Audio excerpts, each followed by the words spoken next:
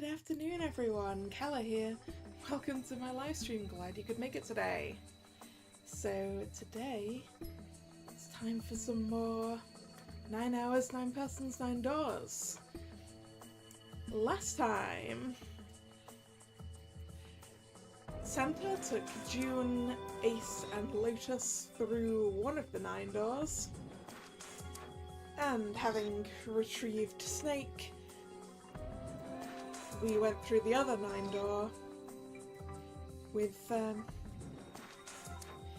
Clover and Seven. And that lets us go and look at the library, where we have been told that possibly Alice sleeps beyond the library. I guess we'll find that out. Hello, Drag. How are you doing? Let's continue exploring this library, for which we're looking for one more book and one more light bulb, right? Yeah. So, what have we still got? Did we look in these? This book's called History of the Medieval Period. These books all seem to be about history. This book's called Hellenism. Yeah, we did look at this section, I think. Cultural Heritage of Rome, History of Buddhism, Nemean Creatures. Yeah, we did look at this. So there isn't anything for us to find there. What about this shelf? Principles of Monkey Behavior, huh? I'd imagine that's a book describing praxeology studies on monkeys. Monkeys are very similar to humans evolutionarily, so I imagine the research was fruitful. Oh look, Seven! Here's a book that's perfect for you! It's called Correlation of Muscle, Bone Density and Bone Strength. You're just saying that because it says muscle.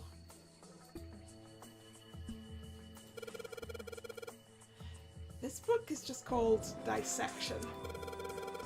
This bookshelf must be all medical books. From what I can tell, it sounds as though these books have been organised by genre. This library must be massive. I'm rather impressed by how well organised it is. You and me both, Snake. If this library wasn't on a sinking ship in the middle of a death game, I would want to live here.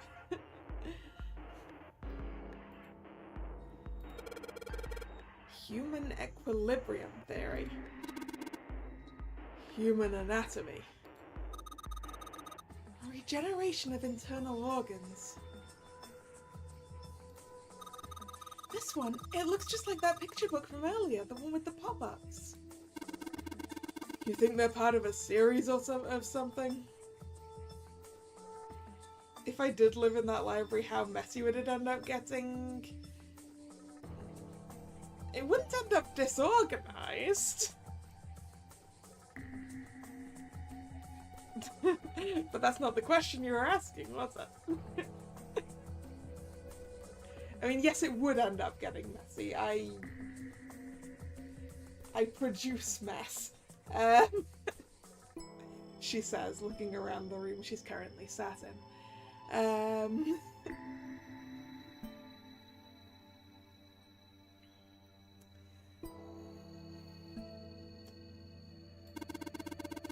And they do have the same binding. So this is Fundamentals of Baseball. That's not nearly as interesting as the other two, Tales of Old Japan and Cowboys and Indians. What else have we got here anyway? Functions of the human brain. Huh. I guess this is a book about nervous system? I'd love to ask you to read it to me, but I don't think we have the time. I'm kind of curious about it too. There's got to be a reason why people connect with each other, you know? Dissection Atlas, huh? This whole shelf is full of medical books. Look, this one's called recreation of lost human functions. You think they're talking about if you, like, lose part of your body, then you could grow it back? No, yeah, I don't think so either. I don't think so. Maybe they're talking about reconstructing abilities that humankind once possessed. In other words, they may be talking about cultivating a sixth sense. Did we once have that? Ancient gladiators, what's this book doing here? Maybe they were researching human physical limits across history. Maybe. Okay, we have all the books. Shall I go and put... Am I allowed to go put all the books in if I don't have all of the things? All the light bulbs? It's a small enclosure with 9 sides. There are 3 of these things that look kind of like music stands. Am I supposed to put something on those stands? Is it... No, apparently I need to have the other bulb as well. I still feel like we're definitely missing something with this. Like, we definitely need to do something with this because we haven't done anything with this yet. The red book says Dad Kind on it. This book says Owen on it and it's light blue. The yellow book with the word Liveners. And Sheldrake. So there clearly isn't anything I can physically do with that right now. Where is this last bulb?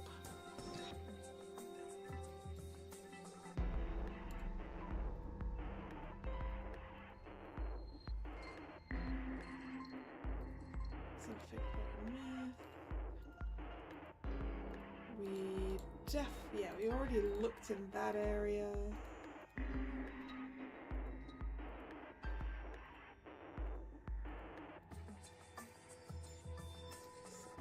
Number theory, Pythagorean theorem.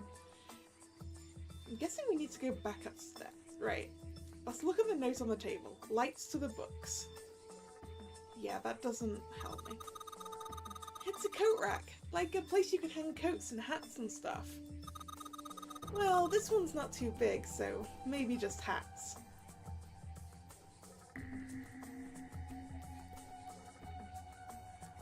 Alright, starting from here. Okay, we've already cleared that section. What's that one called? It says Foundations of DNA and Genetic Testing.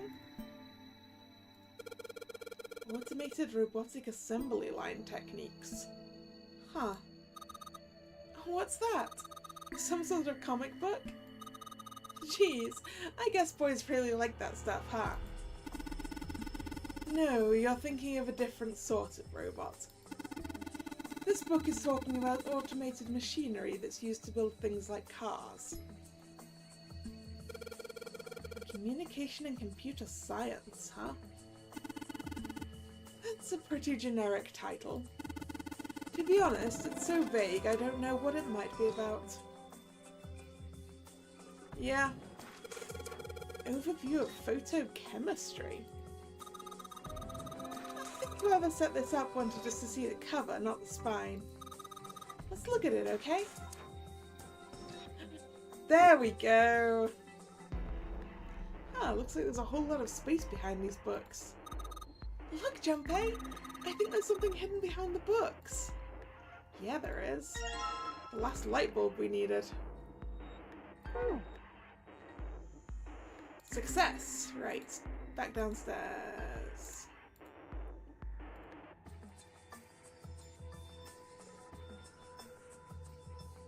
Alright, so there are 3 lights in here. I'm gonna change these bulbs. Now they should... You're also supposed to switch the lights off before you change the bulbs, because otherwise it's dangerous. But hey. Whoa. Those light bulbs really did make a difference. It's pretty bright in here now. Okay, can I put the pop-up books in now? Or... Oh, I think I need to look at them and pop them up, as it were. It's got a magic wand on it. Okay. So, what's inside? Well, aren't you going to open it? Pretty sure it's just going to have pages inside, smart app. Whoa!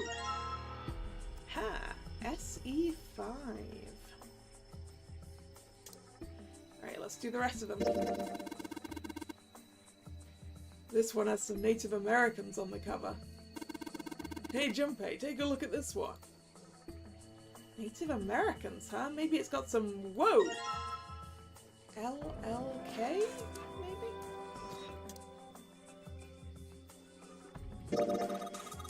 There's a baseball on this one. Come on, Junpei, let's see what's in it. I'm gonna go out on a limb here and say it's probably baseball stuff. Whoa!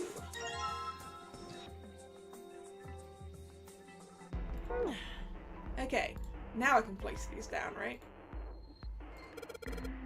Okay, how about we try putting these picture books on the stands? Then... Sheldrake 5. Awesome! It looks like it worked! Way to go, Junpei! Good job, buddy! There's something projecting on the bottom. These letters, they seem familiar. Yeah, they do. Sheldrake 5, huh? I knew we had to do something with this. Sheldrake 5. It says Sheldrake on the spine of this book. It's got the volume number written on the lower part of the spine. Yeah. Oh, come. Click. There we go. Sheldrake 5? I think I saw the rest of his collection somewhere. Yeah, I think it was somewhere around here. Let's go take a look. Okay. Sheldrake. Have you heard of him? Sheldrake, I mean. Yeah, Lotus told me about him. There's a British biochemist named Sheldrake. He has a rather interesting theory. Ah, it was the thing about the dog. Morphogenetic fields, which relies on the theory of morphic resonance. Really? From Lotus, huh? Well, Clover also said something to me about that stuff. She did? Yeah, what was it? The ability to access a morphogenetic field is affected by a couple of things. The first is epiphany, and the other is danger. That girl.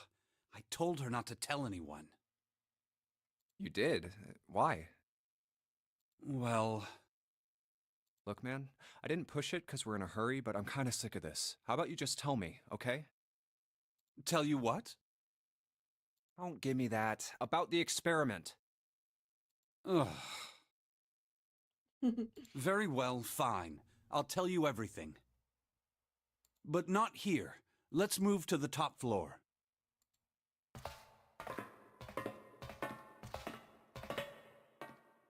I suppose I might as well start by telling you why I kept quiet, and why I made sure Clover did as well. To be honest, the explanation is quite simple. Zero told me not to. I had little choice. He didn't walk up and tell me, of course. He gave me a message engraved on a card. That's a Braille card. It looks just like the one you showed us earlier. So you had 2 cards. No, only one. Huh? What do you mean? He just didn't tell us everything that was on the card the first time. I thought that card just had some rules for the nonary game on it. Yes, it did. And those were the rules I read you. However, they were not the only thing on the card. There was something I didn't read. Well, perhaps I should say, there was something I couldn't read. And that was? Tell no one of the events that took place 9 years ago. Tell, and I activate your sister's detonator. Oh. It's a threat on our lives. Oh.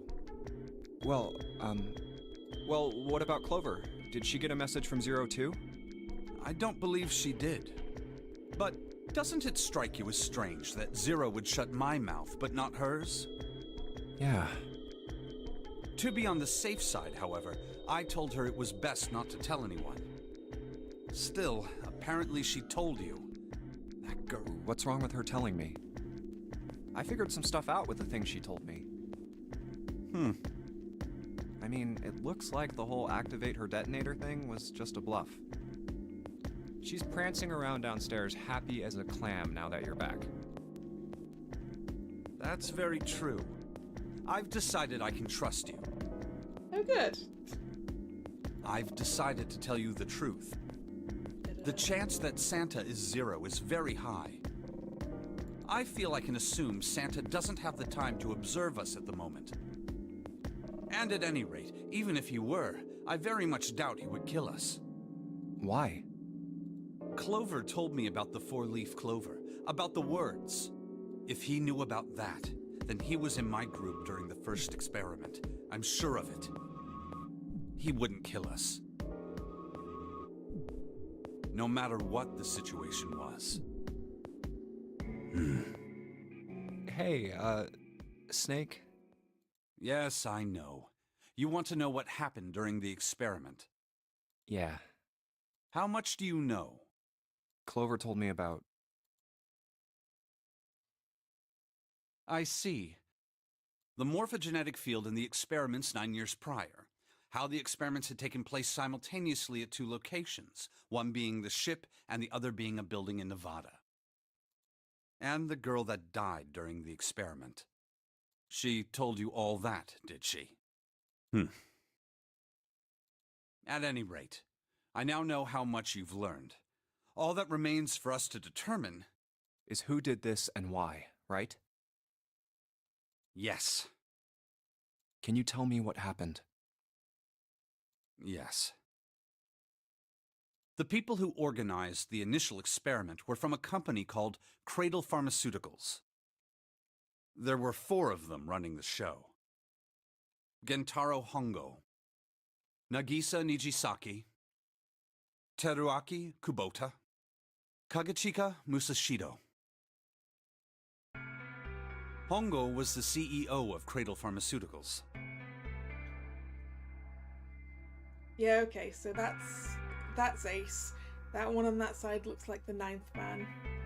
That looks like Mr. X, and this guy kind of looks like the captain, so yeah, I do believe they all, well, Ace is still alive at the moment, but on this route, but... Nijisaki was his right-hand man, and did the lion's share of the planning. Kubota led the company's research and development division. Musashido was their majority stockholder. It was these 4 people who planned the initial experiment. Let me simplify it for you. Hongo designed it, and Nijisaki put it all together. Kubota developed the technology required, and Musashido provided the cash. So it's Hongo, Nijisaki, Kubota, Musashido... Of course, more than 4 people were required to conduct an experiment of this scale. To that end, they organized a top-secret team to assist them with their research. All in all, they gathered 10 people or so. Those 10 completed their team, and they were able to begin the project. They named it the Nonori Project. The purpose of the experiment was to research the prospect of controlling a human mind through sheer will. The vessel, I suppose you could say, for this control was the morphogenetic field.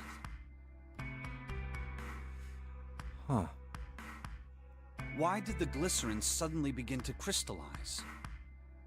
Why did the crystal structure of EDT undergo a sudden change? Why did the rats improve their puzzle-solving skills with each generation? experiments with humans produce the same results. The more people who knew the answer to a question, the more there were who could answer correctly without having seen the problem before. Why is that? How could it happen? Indeed. The answer is that the shape of the answer has been stored in a field invisible to the naked eye. And through that field, the resonant event transmits information related to that answer. That's essentially the idea behind morphogenetic fields. But that's just a theory. Can't bring yourself to believe it? Yeah, Let's say someone killed another person because the devil told them to do it. Whether the devil exists or not has no relevance to the murder. They believe the devil exists. Whether or not he does is immaterial. so what matters here is that Hongo believed in the morphogenetic field. That's right. But I still don't get it. You said they wanted to figure out how to control people. Right? That is what you were saying. Yes. So how are they going to do that with a morphogenetic field? I'll keep it simple. Let's suppose 10,000 people have solved a certain problem. The chance of you knowing that answer, even if no one has told you, will go up. Let's have another example, shall we? Say 1 million people were to do a handstand right now. Tomorrow, the chances of you doing a handstand would be higher, even if you had heard nothing of this hypothetical mass handstanding. Mankind's thought process and actions are all part of a resonant event. The chances of me doing a handstand are extremely low. That kind of thing.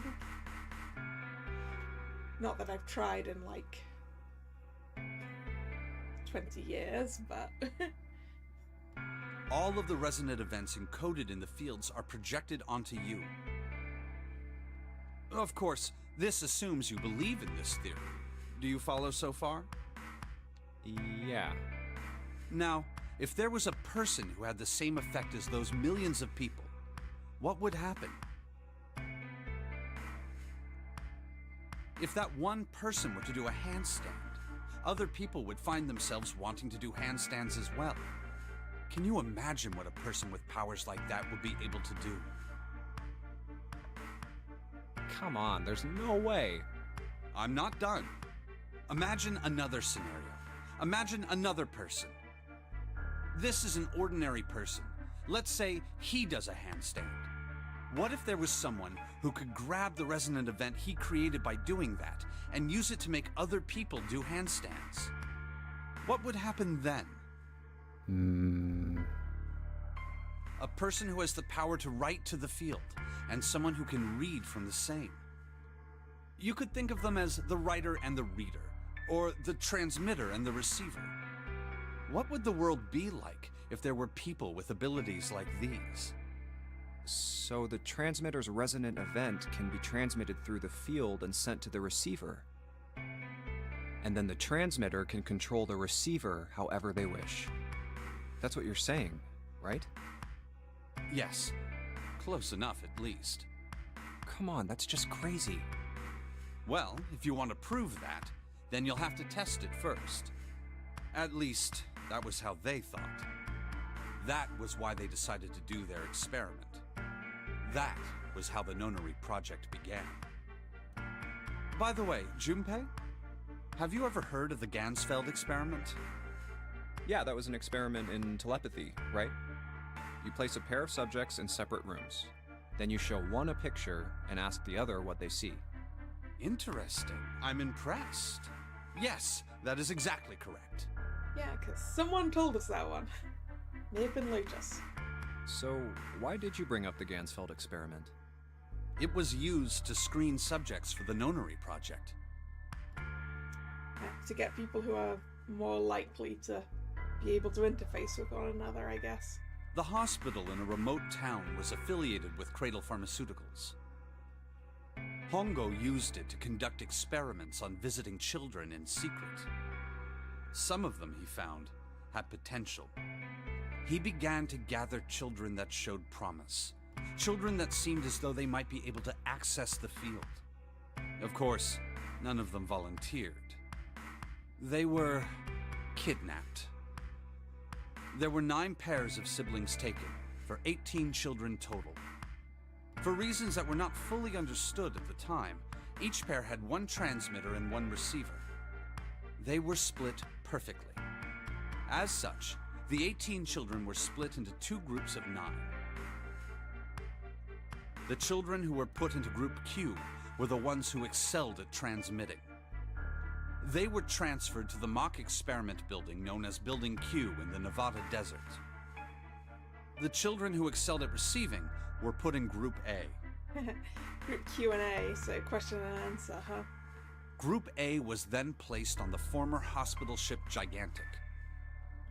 From the experiments he had conducted so far, Hongo had learned the following.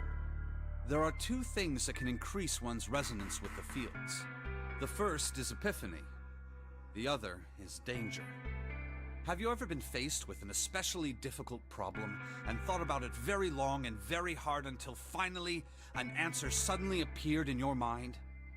It may seem obvious to say so, but that is what is meant by epiphany. The information obtained through that epiphany can be easily transmitted through the fields, where it can be easily interpreted. Adding danger to that equation allows for even easier field access. That's where Hongo came in. They set up a number of puzzles across the Gigantic. The participants had to solve each one before they could move to the next room. Of course, he hadn't forgotten to include danger. He had detonated a bomb on the hull of the Gigantic. The children in Group A were forced to play the nonary game as the ship sunk. By forcing the children into a life-or-death situation, Hongo hoped to increase the likelihood of their tapping into the fields. The children from Group Q, on the other hand, were confined to the mock experiment building, Building Q. Building Q duplicated the interior and puzzles of the Gigantic exactly. Every detail was exactly the same. Hongo explained the situation to the children in Group Q. Solve the puzzles you find throughout the rooms. When you have the answers, transmit that information to the children in Group A. If you succeed, they will be able to solve the puzzles and escape. But if you fail, then the Gigantic will sink, and your brothers and sisters will drown. Those were his orders. Do you know why the astronauts of Apollo 13 were able to return to Earth safely?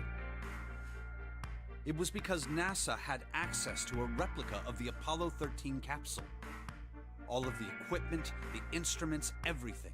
All of it identical. Everything was just like the real Apollo 13. NASA was able to replicate the situation the astronauts found themselves in.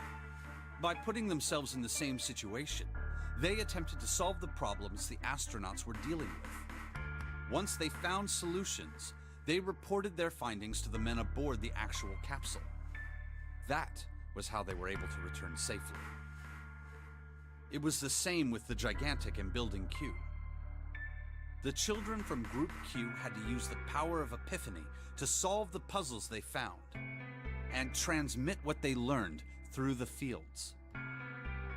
The children in Group A, however, they had to access the fields to learn how they might advance to the next stage. That is the simplest explanation I can manage. Huh.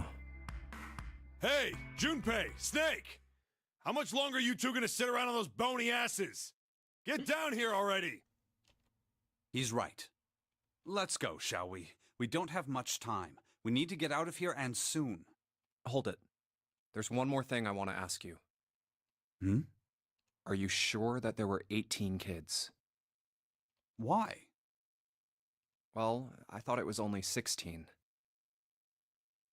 Maybe only 16 kids were kidnapped. Maybe 2 kids technically weren't kidnapped. Oh, yes. That was what they said on the news, wasn't it?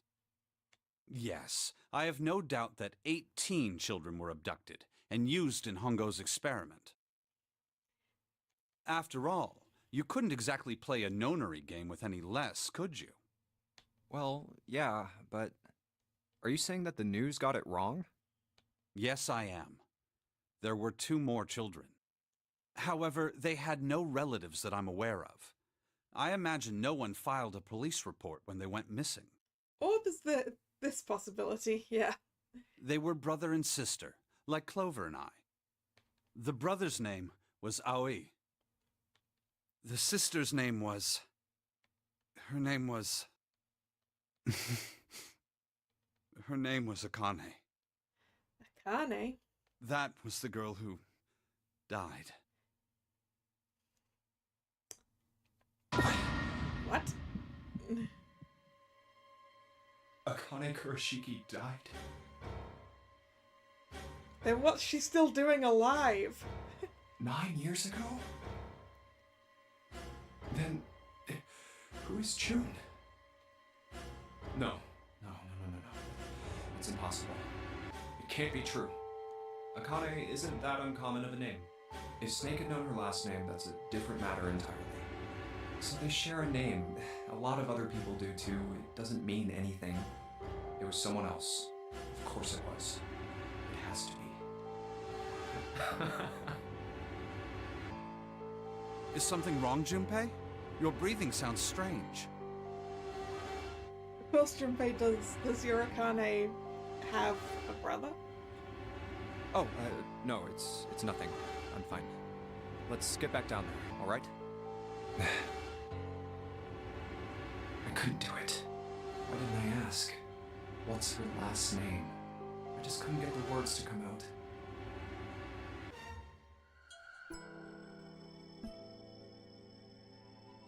Anyway, now we get to touch the book. Sheldrake 5, right? Sheldrake, this is it. This is what the shadowy picture was pointing to. But didn't it say 5 at the end of the shadow picture?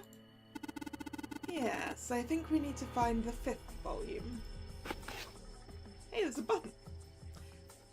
Well, would you look at that? There's a big red button behind this book. I guess we should press this button. Ooh. 2 doors. What was that sound? It sounded like something really big was moving. It came from the top floor. Alright. Alright, let's go check it out.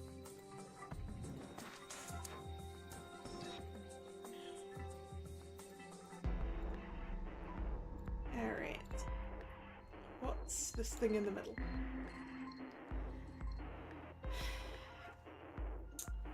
I need my notebook. That would be a good idea. That's what I didn't prepare.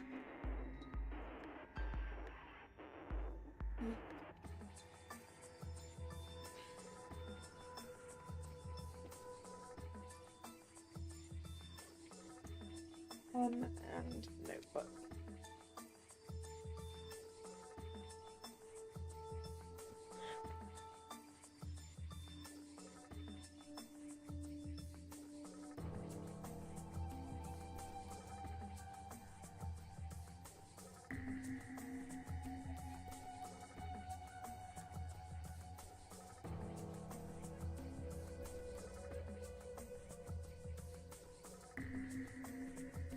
Okay. So we've got 13, 14, 10, and 13 again. There's a keyboard in front of the numbers, and there are 4 Roman numerals on the wall. Gotta be a hint of some sort. 13, 14, 10, and 13. These are all Roman numerals. Do you think we just need to put in the numbers from the wall on the keyboard? No, you can't. The keyboard doesn't have any number keys. Well, you can just do it in numerals then, right? You can't type in stuff like 3 or 4. Then that means... Well, I bet you're going to type something on that keyboard. Yeah, but you can only enter letters.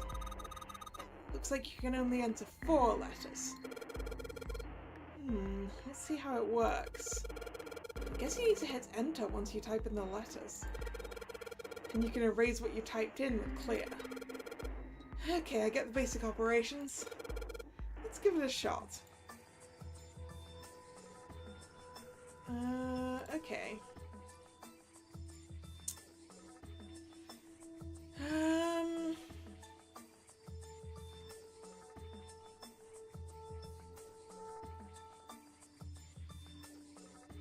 Maybe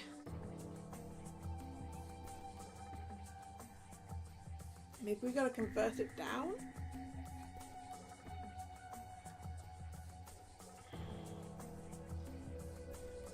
So like 13 would be a 4. And 14 a 5. Except that's not really going to help if we can only have 4... We can only have 4 letters. Or maybe it's alphabet. So the 13th letter... I think that was M, right?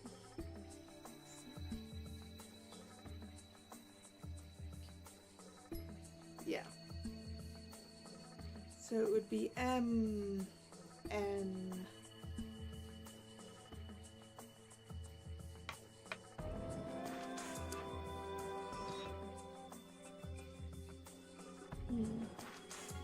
MNJM.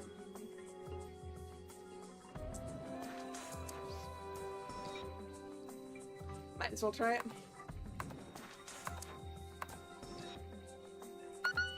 Nope. Okay. I probably need some information, maybe from elsewhere then. Damn it. I just don't get this. What is the point of these Roman... What is Snake doing? These Roman numerals, if you convert them to Arabic numerals, you'll have 13, 14, 10, and 13. Yeah, I knew that. True. But this keyboard only has letters, and we can only enter 4 letters. Then why don't you just convert the numbers to letters? Yeah, clearly I need to convert them a different way than the way I was converting them. Convert the numbers to letters. Which is what I did by getting to M, N, J, and M, but maybe it's the stuff that we did before in the base 16.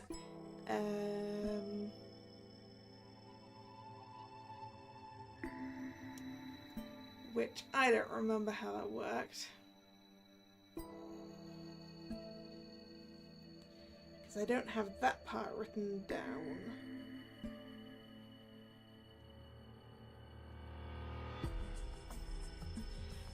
Oh, actually. What if...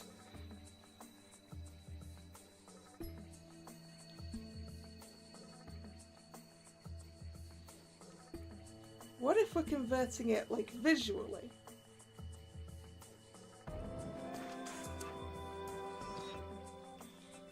Because, like, if you take a 13 and you shove it more together, it does look like a B.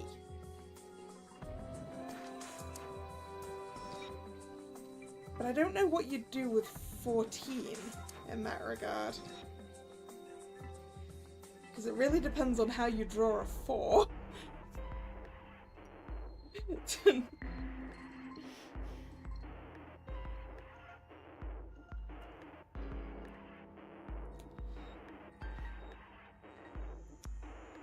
A was 10 and B was 11, was it? Okay, so in that case, if it was that, then A is 10.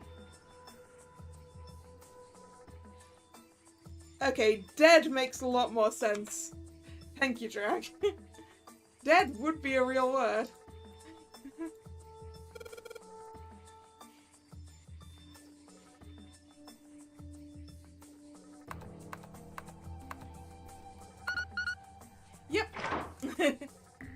Yay! You did it, Junpei! Thank you, Drag, for remembering where that conversion started. It's unlocked now! Good job, Junpei. Whoa there, don't get too excited. The password was dead, remember? This makes me think whatever's waiting for us isn't good. So what? Jeez, you're such an old lady. We can't be worrying about stuff like that. I mean, come on, we got it to unlock, didn't we? Let's go, hurry up. Left or right? Left. It's a thick metal door. There's a handle in the middle of it, though. Can we turn it? Alright, handle, it's time we got this over with. Damn it! Can't get it open. This thing won't even budge. What? Why not? We put in the password, what else do we have to do? Then that means... it's the other door. Nope, no, I was trying to go backwards. Thank you, game. The door on the right. Alright, let's get this thing open. Okay, that one turned really easily.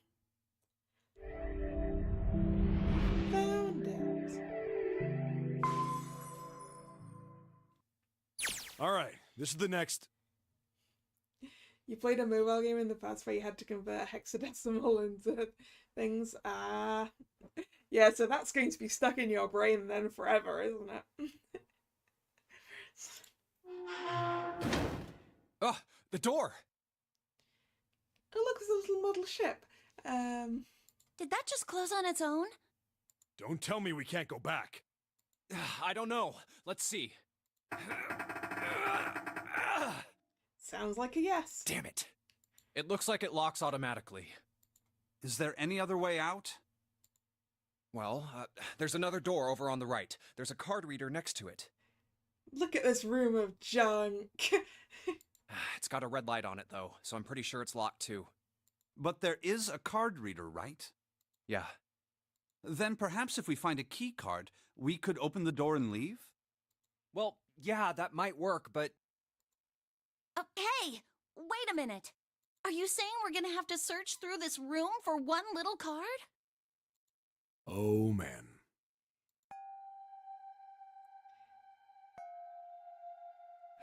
Looks that way. Some of these bits of junk are familiar, like look, there's a dad. No way! For real? Well, we can sit down and wait to die, if that's what you prefer. I rather doubt that, however, so it would be wise to start looking. We haven't much time. Let's find that key card. Oh, and the Neptune key as well. We won't be able to get through the hallway without it. All right then, let's begin.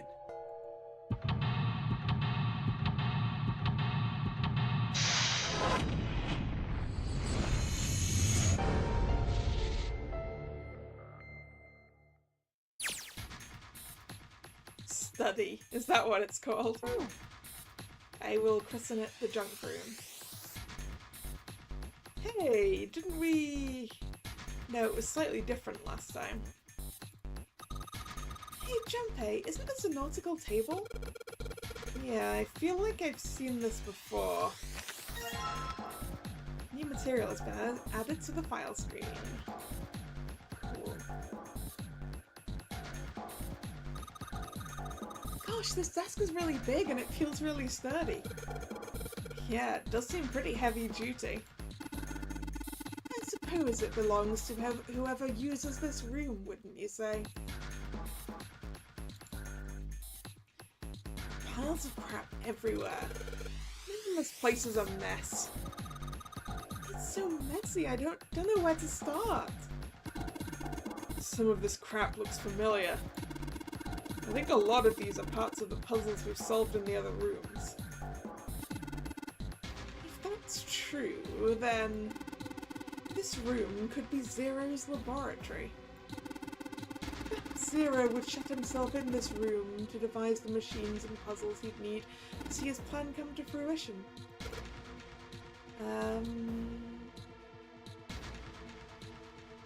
Okay, so we're not getting anything out of that bit. What have we got over here? Ooh, hello. Buttons.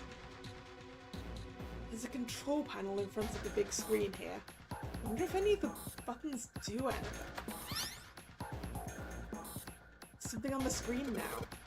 What's this? There are 15 cells here with numbers and letters. Okay. Are we playing with hexadecimal again? I think we're playing with hexadecimal again.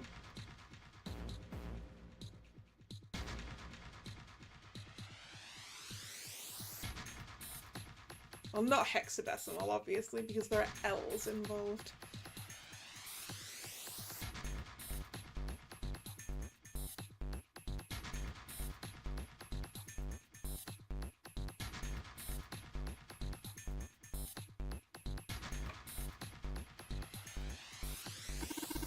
Let me see that. Ah, I see. So whenever you touch a cell, the ones next to it turn on or off. You just gotta use that to make the all cells on the right and the bottom green. Hey, Junpei, I found this piece of paper under that thing. You want to take a look at it? Do you think this might have something to do with the puzzle? It's a piece of paper Clover gave me. There are a bunch of numbers and letters connected by equal signs on it. Just like she said, this is probably related to the puzzle on the screen somehow. Thanks, Clover. This really helps. Alright, let's go back and try again. Anyway, it looks like I just need to make the cells of all green. Hey, look! The thing that we've needed earlier. Okay, right. Actually, I don't know why I'm snipping tooling this when that was the main problem last time when I then ended up needing it again. I'm going to actually write it out. 0 is 0.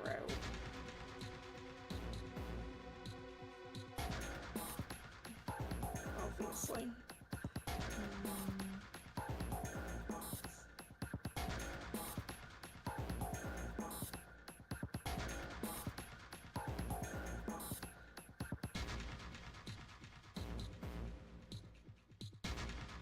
This is a tool that might help us later, or maybe I'll never need it again in my life.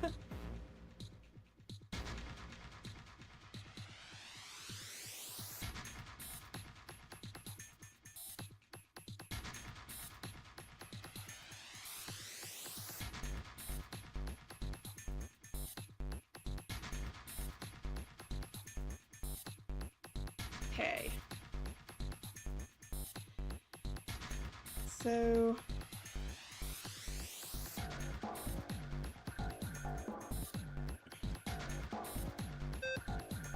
oh, right, okay. Interesting.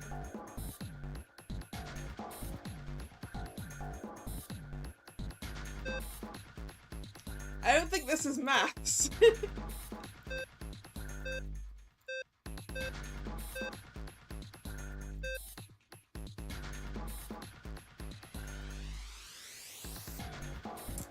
Well, it is maths, but it's also not maths.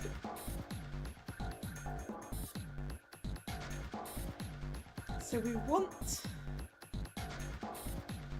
6 and F and 9 and C.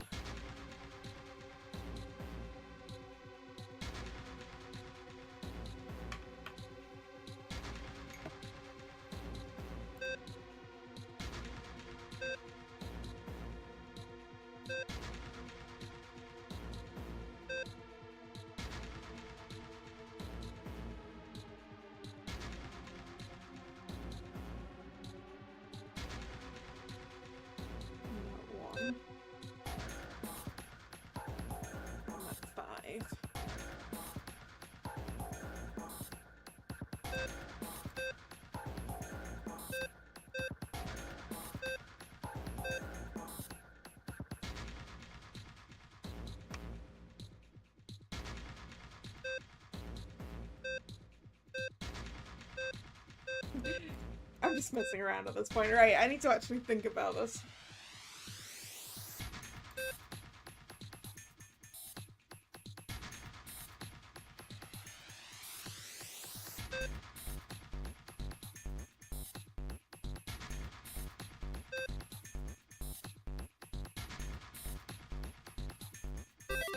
There we go.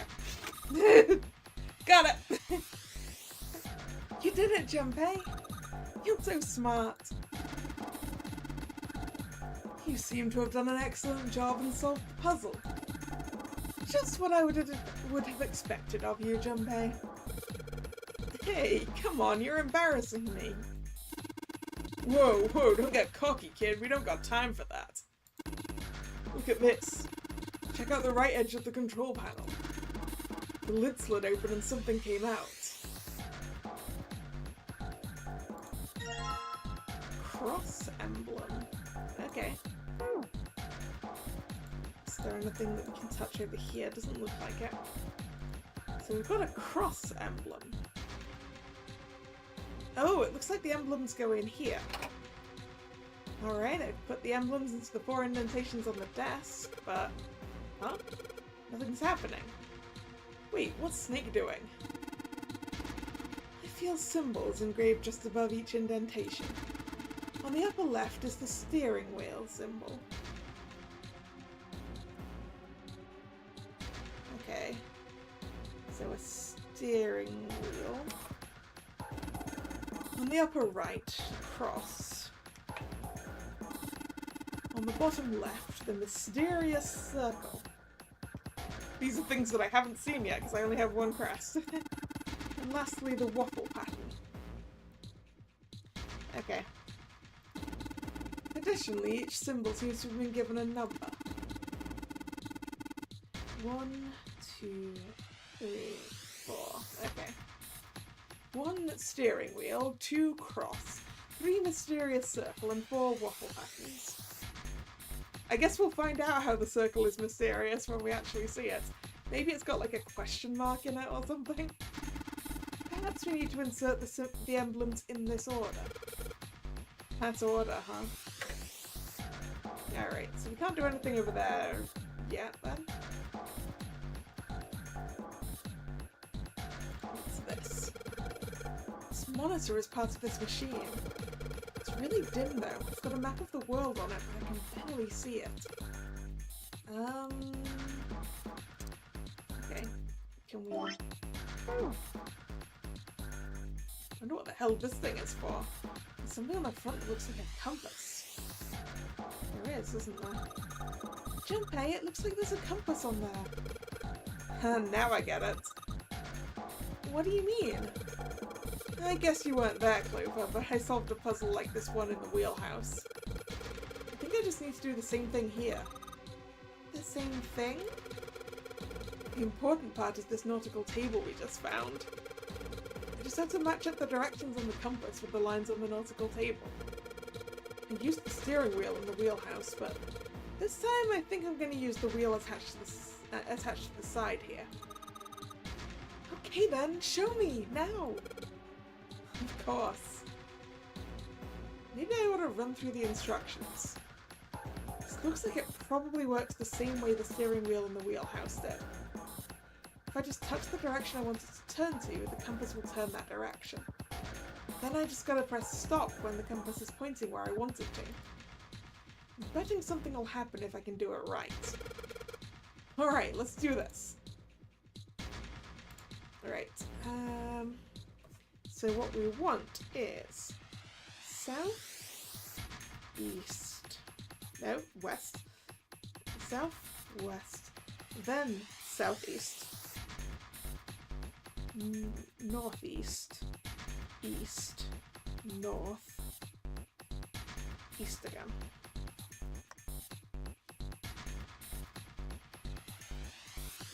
South, west, southeast, northeast, east, northeast. Okay.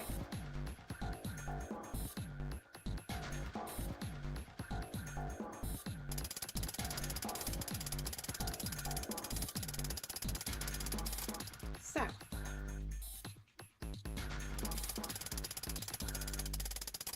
West.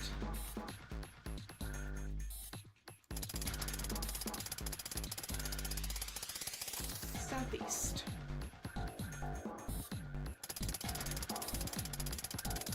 Northeast.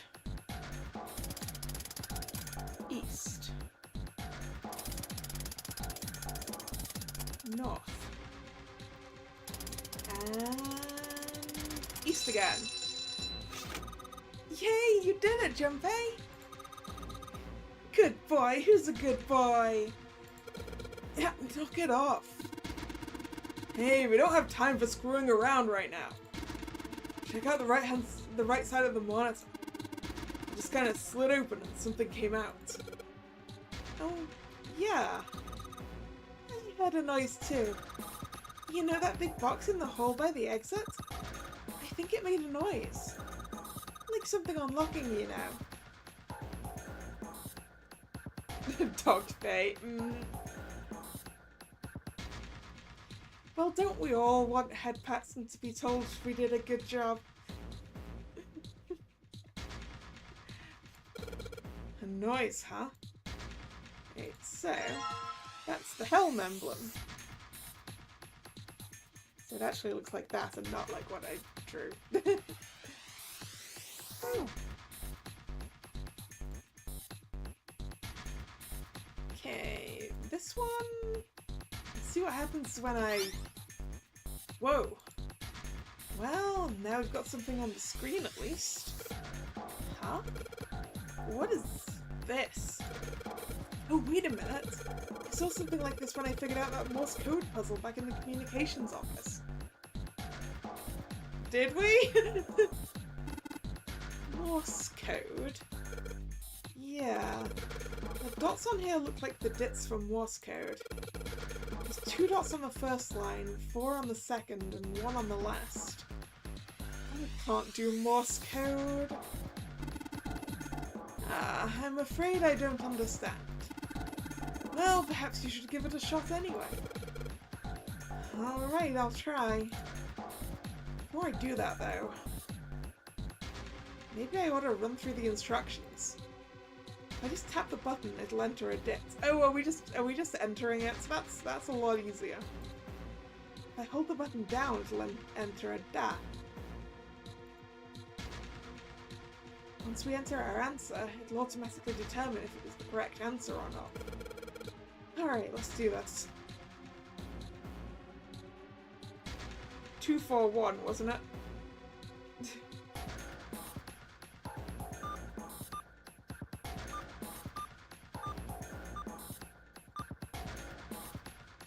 Nope.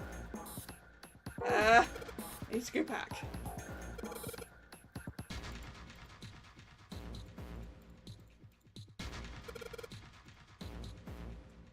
Why is it just throwing me into this? I wanted the stuff it just gave me. No, I don't want to give it another shot. I want to...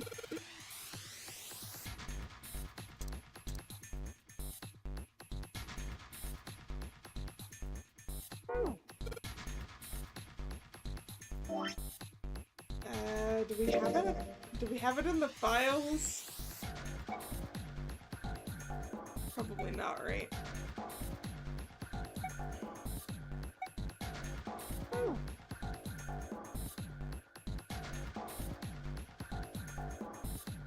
Do I have the notes that I used that time? Yes, I do.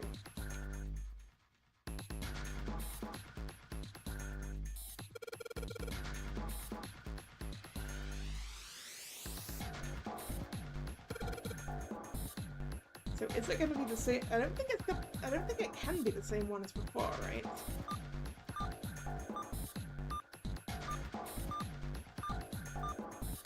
Okay.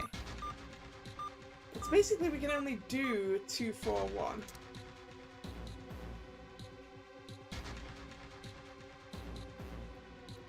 Which I don't think is going to help us.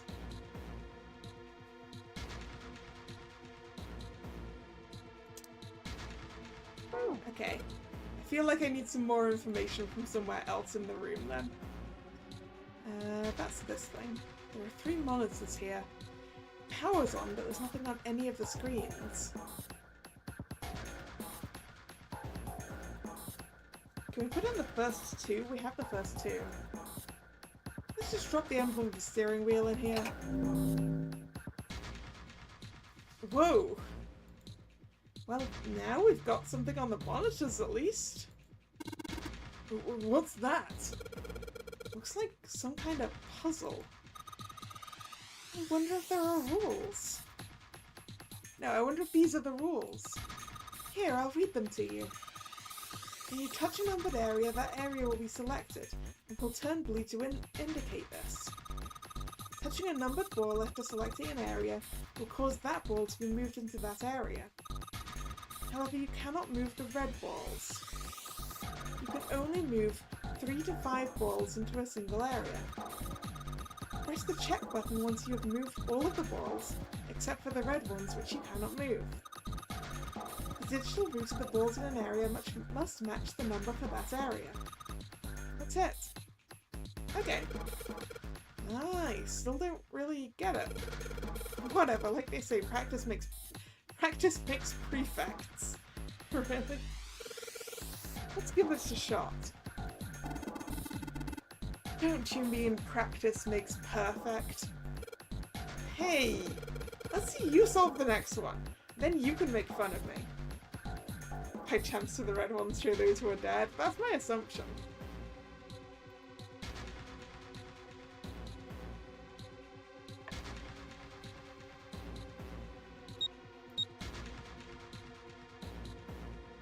So wait.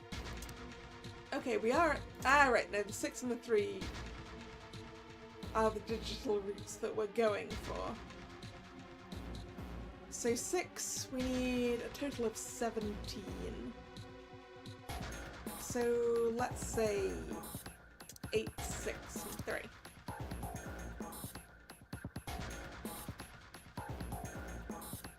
For 3, we need to make 12.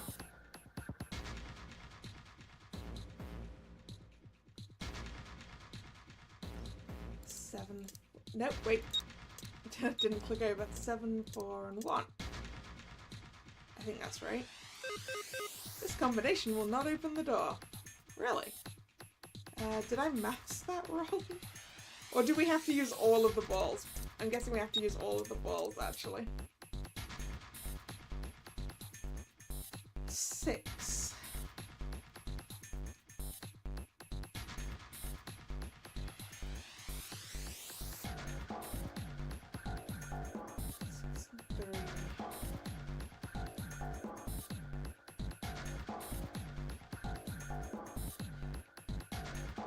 I was messing this maths up completely, wasn't I? I said 17 and not 15.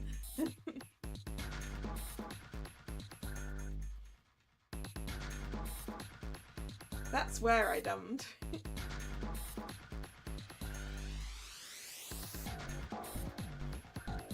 15.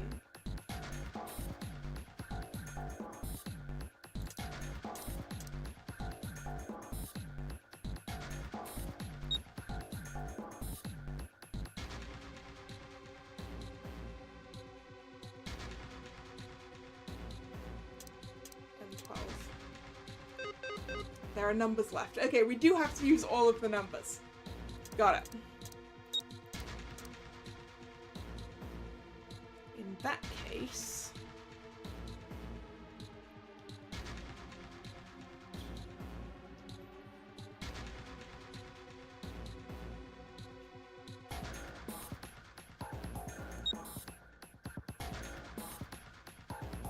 Wait, if it's just that there are numbers left, that means I can just check a number that makes 12 in there, and the rest of it should make 24 then. Yeah, it does. So like that. Okay, this is it, right? But nothing's happening. There are still 3 more indentations left empty. I imagine something will happen when they are all filled. Doesn't that seem likely? Yeah, it does. Let's get our next piece. Because, yeah, the cross was number 2. Okay, let's put in the emblem of the cross. Hey, Junpei, something just showed up on the screen. This puzzle sure looks like a lot like the last one. Yeah, but there's more of those red balls you can't move. The numbers for each area are different too. Looks like it's got the same rules as the last one though. You sure you don't want to double check that? No, I'll be fine. If I get confused, I can just look at the screen over there, right? Anyway, like they say, a picture is worth 1,000 words. Let's give it a shot. Isn't that a picture is worth 1,000 words? Hey, shut it! At least I'm trying, alright? Okay, now we can't have 1 or 9. Well, if we're making a 1, we have to go with at least 3 things, so we want 10 for that.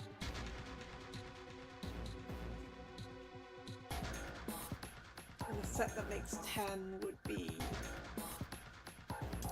2, 3, and 5. Which means I'm assuming that we can make a 7 out of the other ones.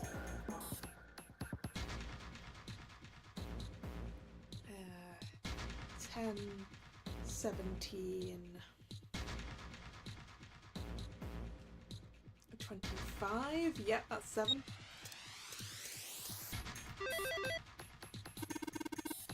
That's awesome, Junpei! There's only 2 left now. You can do it! Well, I need to find the other things first.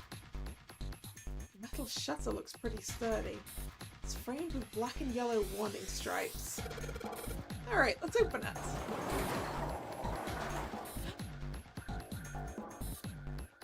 Coffin. Oh, holy shit! That is pretty damn creepy. There's a coffin in there. Coffin. Coffin? Oh man, does Seven think... Yeah, he's all pale. He's thinking the same thing I am. No way! Could this be... I'm sorry, but what's going on? It's a coffin! I wonder if there's a vampire in it. Right, I guess Clover and Snake don't know the story. Man, I can't bring myself to tell him. Well, at any rate, let's have a look around. Yeah, let's just look at it. It does in fact say all ice on it. There's a metal plaque on the coffin. Snake's touching it. All ice. Ah, the 2 machines. Oh, was there a machine that we were making ice with? Holy shit. Man, this is serious. Oh well, let's open it, shall we? Clover, if you could give me a hand. Okay, I got it. Ready? 3, 2, 1. Ha! No luck. It doesn't seem to be ready to open. Yeah, but it's not like it's screwed shut or something. Yes, I believe it's locked in some other way. Hey, Seven, do you think you could open it up with your superhuman strength? No, What's wrong? I think I'll just pass on this one, okay? What the heck? Very well, we'll just have to give up on the coffin for now. Let's look around the room a little more, shall we? Alice sleeps in a small chamber past the forest of knowledge, beneath the navel of the gigantic. Is that actually true?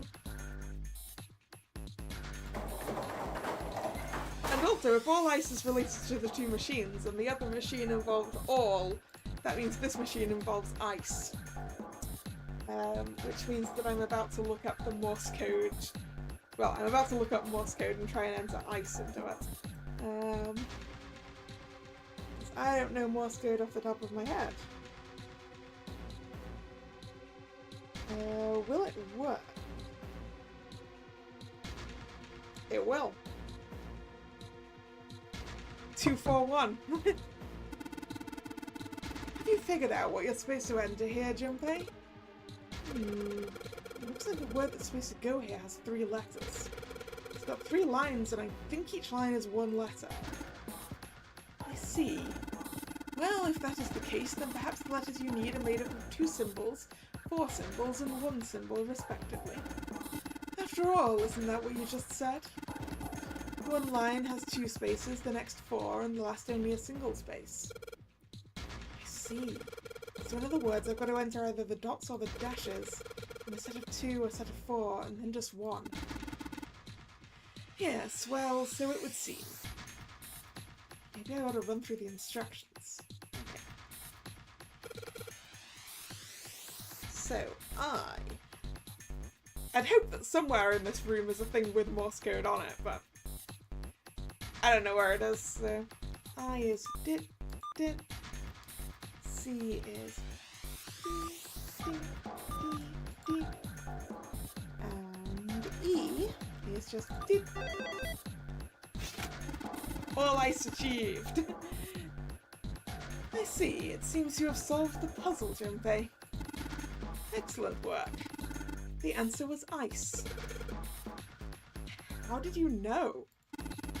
All I had to do was listen to the sounds the machine made. After that, it was a trivial matter to decode them. Trivial for you, Snake. I can't do Morse code.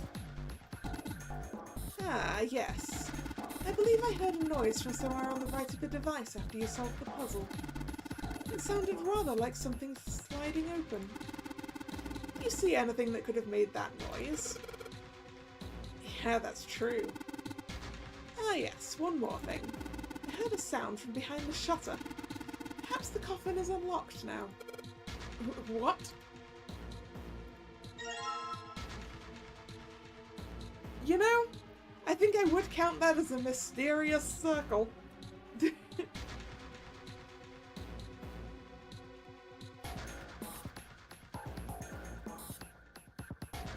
It's got a bunch of teeth.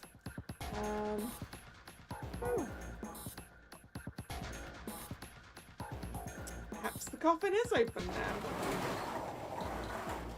Shall we meet Alice? Alright, fine, I'll open it. Okay, Junpei, you can do this. It's just a box. It's just a box.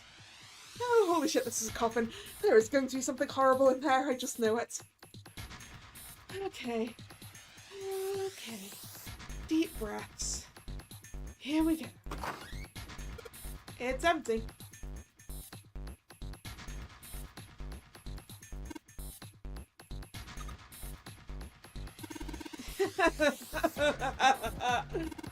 Oh man, there's nobody in there. Shit, I can't believe I was scared of something like that. What do you mean, nobody? Were you expecting someone to be in there? Yeah, it's a long story. Ask Junpei about it sometime. Well, just like Seven said, there's nobody in there.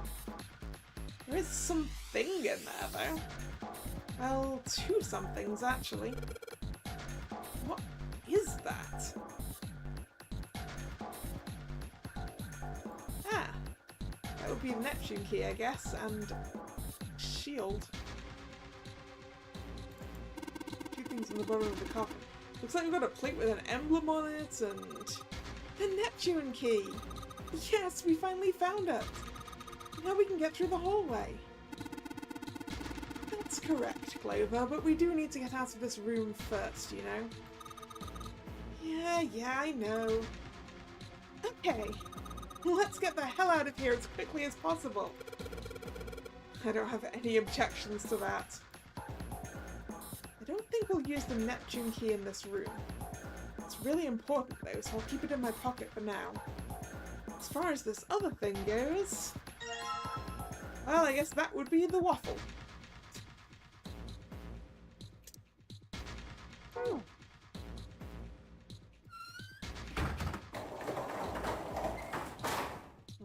by Alice's coffin.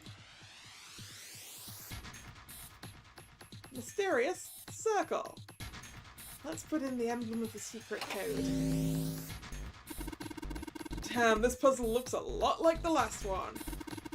Looks like the rules are the same though. Don't you think you should double check it? Come on, this is the third time I've done this. You'll be fine. So this, if you can't think of anything clever, please don't strain yourself. You might hurt something. Shut up. Just give me a break, alright? Think of something. Okay, we can't use 1 or 3, and we're making 2 7s. So that means we're making 14 twice. Hello and welcome to the stream, Jetnian. Right. Not 14. 14 is wrong at all. My brain is failing me. And 2 16s. 16. 8, 2, and 6. Which means the other should also work. Yep.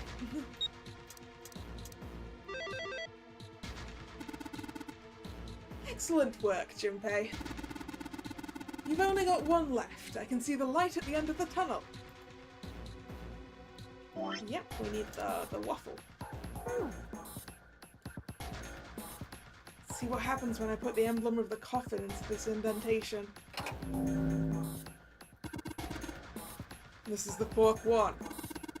This puzzle looks a lot like that last couple. I think this is probably the last one. Once we solve this puzzle, I'm sure something will happen.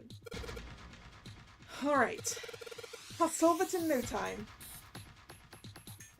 8 and 9, and we can't use 1, 3, 6, or 9. Okay.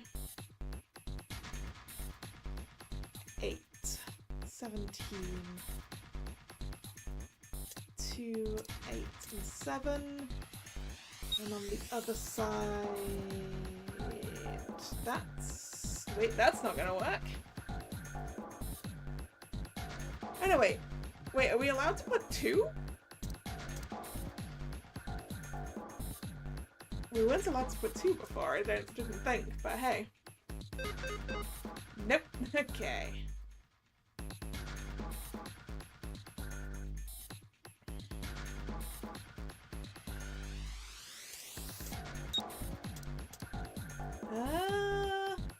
Because we can't move the red ones. Oh, do I just have to put everyone in one box? Will everyone work in one box? 6, 11, 18, 24? No? Nope, 26, sorry. 26. Yeah, that goes in 8.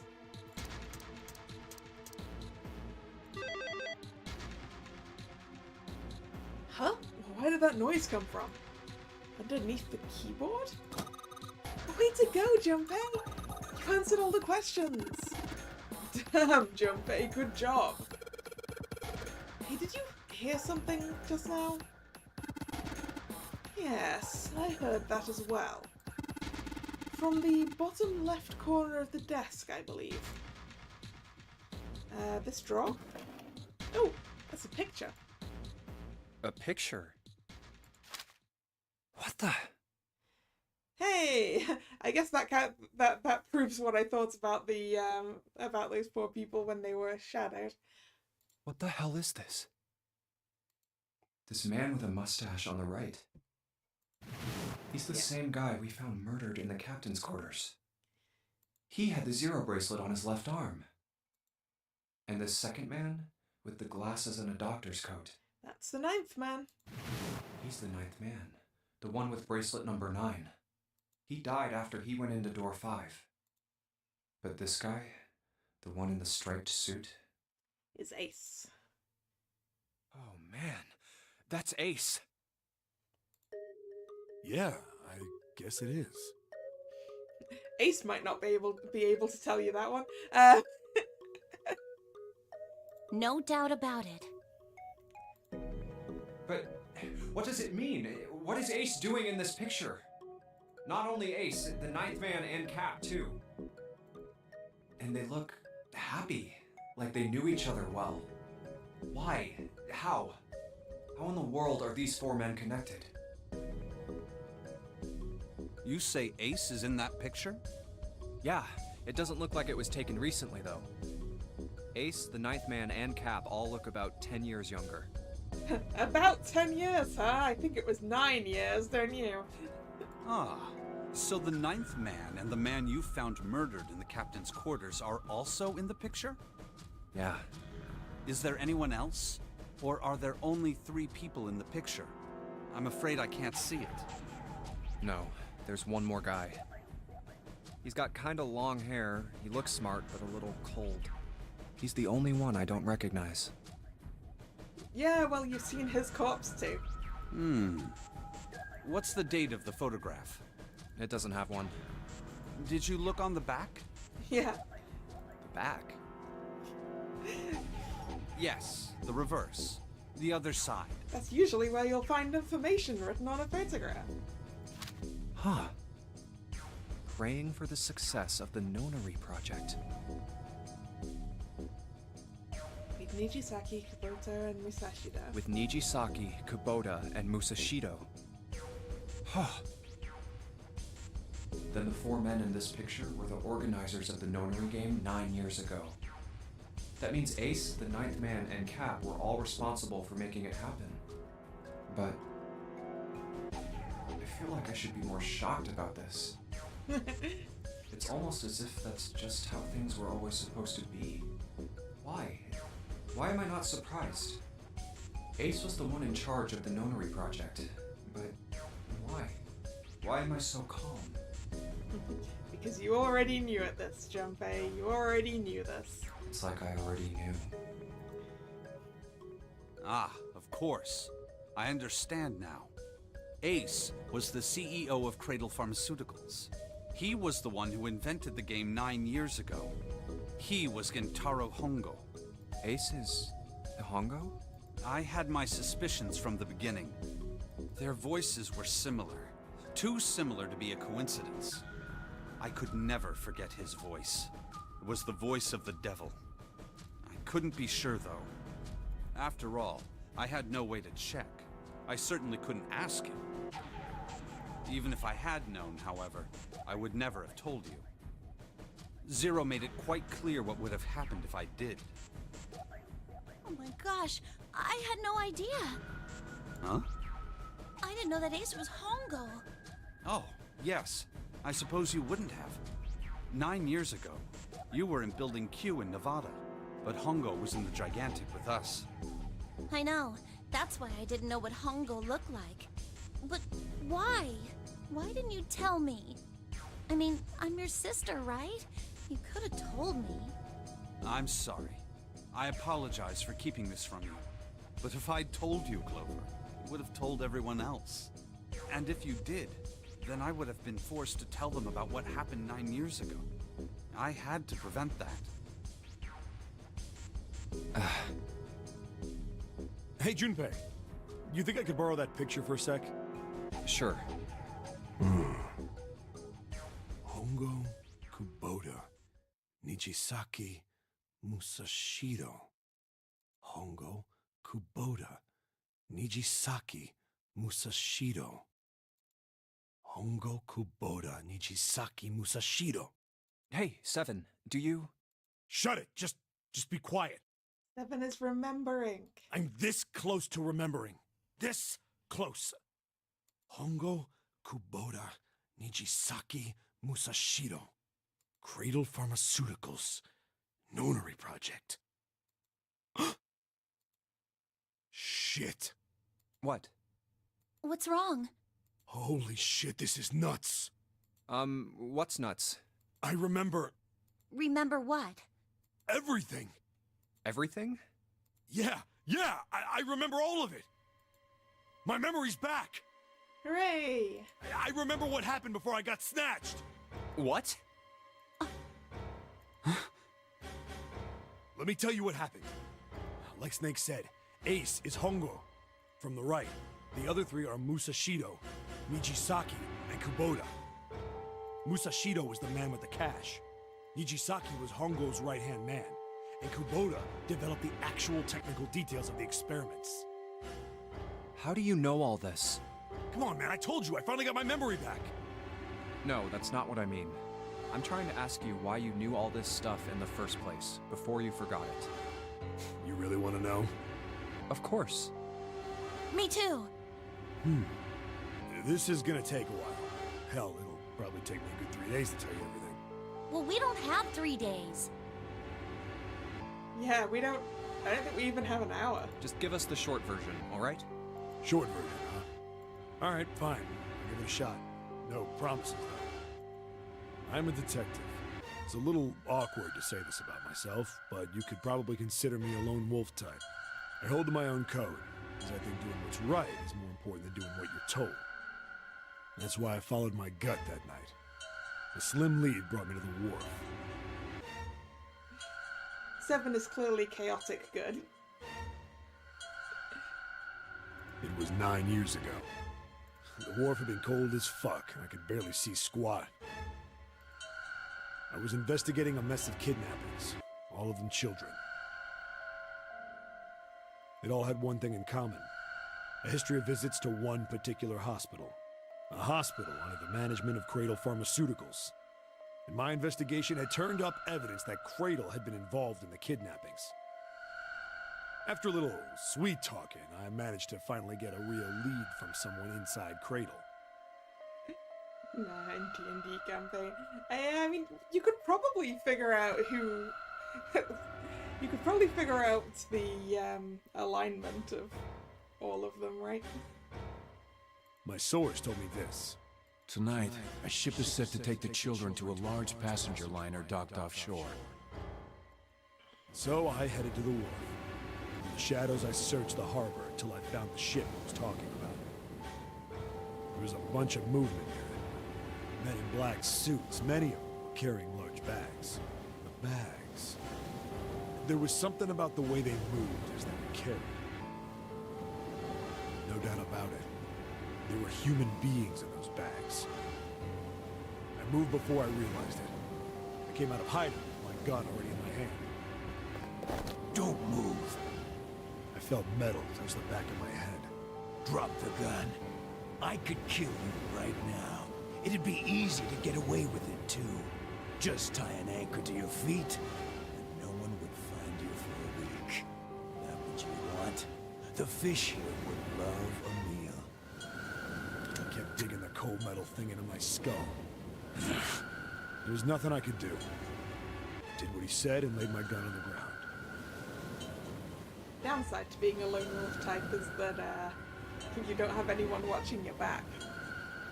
Then suddenly, there was a sharp pain in my neck. A needle. A drug?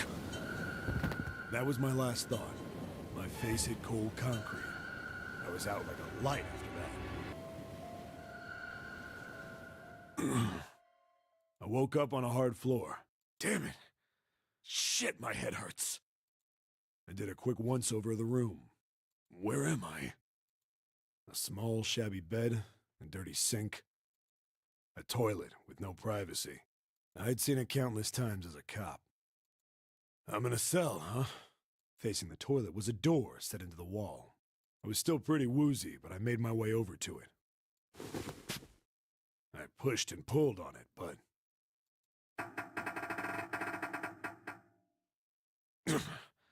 it won't open. Not like I expected much else. Would be dumb enough to put me in a cell and leave it unlocked. Threw myself against the door a few times, but it wouldn't budge. I knew it. I gave up and made my way back to the bed, and sat down. Huh. I sat there for a very, very long time. Who knows how long. Then, I heard a faint voice. The voice was far away. I couldn't understand what it was saying. But I could hear one. It was pretty high, probably a little kid. Huh? No, it was several. I hear 5, or 6, maybe more. Where? Where are they coming from? I pressed my ear to the wall and tried to listen through it. No, that's not it. Left. It's coming from under the bed? I hauled on the metal frame and flipped the thing over. And there it was. The bed had hidden an air vent under it. The hole in the wall was covered by a metal grate. I dropped flat on the floor and peered through the grate. I couldn't see shit, but I knew it in my gut. This was where those voices were coming from. Hold on. Why are there kids here? But then what my inside man told me popped into my head. Tonight, a ship is set to take the children to a large passenger liner docked offshore. Whoa, whoa, whoa. Am I on that ship? It didn't matter. All I knew was I had to get to those kids. I checked out the metal grate. Could I fit? I stuck my fingers in and grabbed it. And then...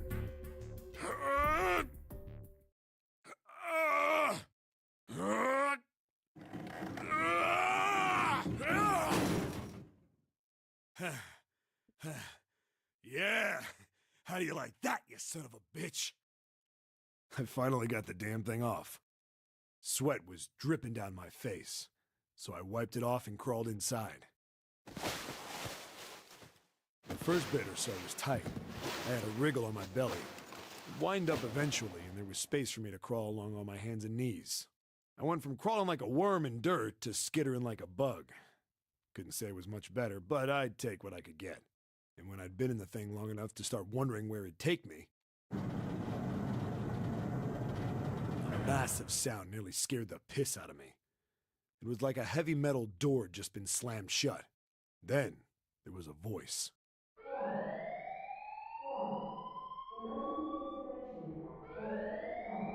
The incinerator.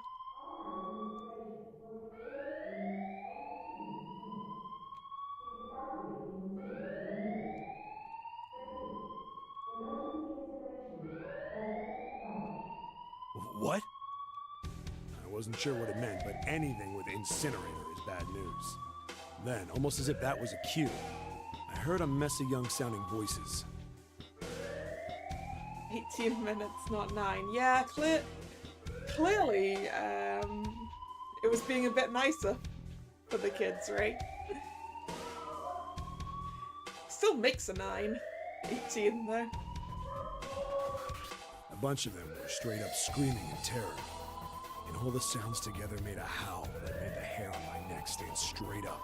Damn it! What the hell is going on here? I scrambled through the duct as fast as I could.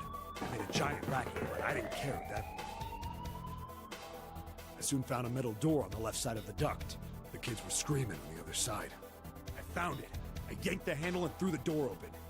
I almost ripped the metal off its hinges. What the hell is this place? I couldn't believe what I saw. Ah. The room had a dome up top. There had to be about 9 walls, all the same size. And the ceiling was an upside-down funnel, almost like a chimney. I looked down. There they were, the kids I'd been searching for. They all gawked up at me, suddenly silent, for the moment, from surprise and fear. Looks a little bit like this could be Snake. And Akane. Possibly Santa. Scared of the room or me, I couldn't tell. Probably both, actually. Not like I can blame them running into a mug like this when they're already scared shitless. I snorted at my own dig at myself and turned to the kids. Don't worry, kids, I'm not your enemy. I'm one of the good guys. All of them stood there, frozen. Well, except one. He was a boy, slightly older than the others, in a private school uniform. Who the hell are you? He stepped forward and glared at me suspiciously. Yeah, I'm pretty sure that's Santa. He had a mouth on him back then too, huh? I'm a detective. I'm here to rescue you. It looked like they relaxed some the second I got the words out. How are you gonna help us? Where's the exit? There isn't one. The doors we came in through won't open, and the door over there... He kinda cut himself off. I think he was considering something before he changed his mind. Anyway, there's no point. We can't all get out of here. If we don't get out of here, we're gonna be burned to death. Burned to death? Can't you hear it? That voice said the incinerator's gonna start up soon. So... The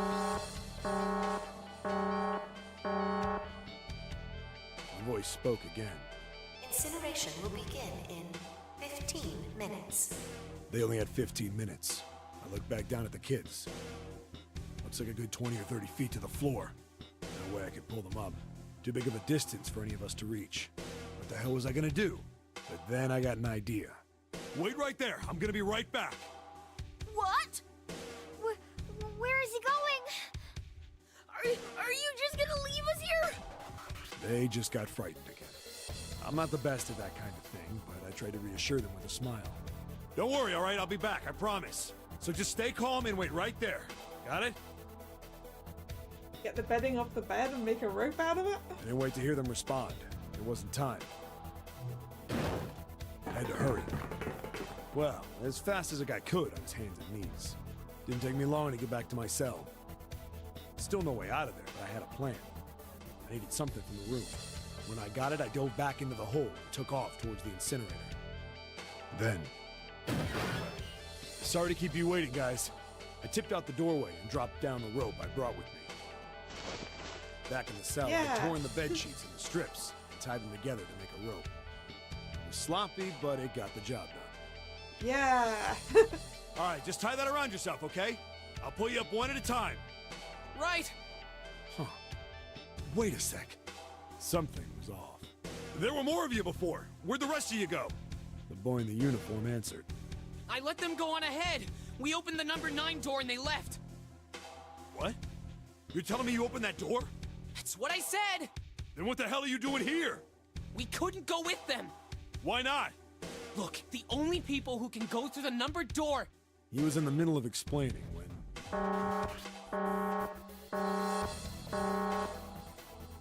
Incineration will begin in 5 minutes. The wall shook a bit and the voice bouncing around. Look, that can wait, all right? Just get us out of here! Right! I wonder if this kid here is one of Lutus's. I grabbed onto the rope. I mean, I guess... yeah. The first one I pulled up was a girl with a ponytail. Next was a girl with a red necktie. A boy in a jacket came after. He said he'd climb up on his own. The boy in the uniform was the last up. Like the other kid, he climbed up the rope himself. He looked pretty scrawny, but I guess he was stronger than he looked. He moved fast, but when he was almost to me, we heard some knocking. Everyone looked at the door. It had a thick, square window set into it. On the other side, an angry face was staring in. God damn it! What's going on here? Why is the room empty? Where the hell are those fucking kids?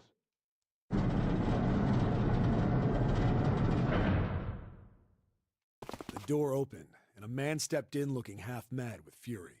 I recognized his face. I saw him many times in photos during my investigation. The man's name was Gintaro Hongo, the CEO of Cradle Pharmaceuticals. Hongo saw the boy hanging from the rope. Yeah! It was like he was an animal. He lunged for the rope. Hurry! I know! The boy in the uniform booked it up the rope. You son of a bitch! Get back here, you little shit! 15 feet. 10. The second I could reach the kid, I grabbed him. I hauled him up and tossed him into the duct behind me. No! Hongo had lost it. His face didn't even look human. It was like the bastard pulled off his fake face. He was really a terrifying devil or some kind of damn monster. I quickly reeled in the rope, leaving a furious Hongo yelling at me from the floor. You fucking bastard! You won't get away with this! How dare you compromise this experiment!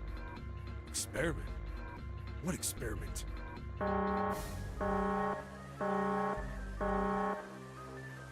Incineration will begin in 1 minute. Hey, old man! What the hell are you doing? Hurry up! The boy in the uniform was trying to get my attention. I may have thrown a salute in the raging asshole's face before I closed the door behind me. I went to going back to the cell, so we went down the other direction instead. After about 30 feet, we came across another duct on the left. This one was heading down. Everybody nodded and took turns sliding down it. The duct emptied us out into a narrow hallway. There was a door on either side. The one on the left was a normal double door, but the one on the right was familiar. It had black and yellow stripes, and a device next to it on the wall. The plate on it read, Incinerator. Incinerator? Guess that's the other side of that 9 door then. Yeah, that's where we were. It was the girl with the red tie who answered me. We were inside an incinerator?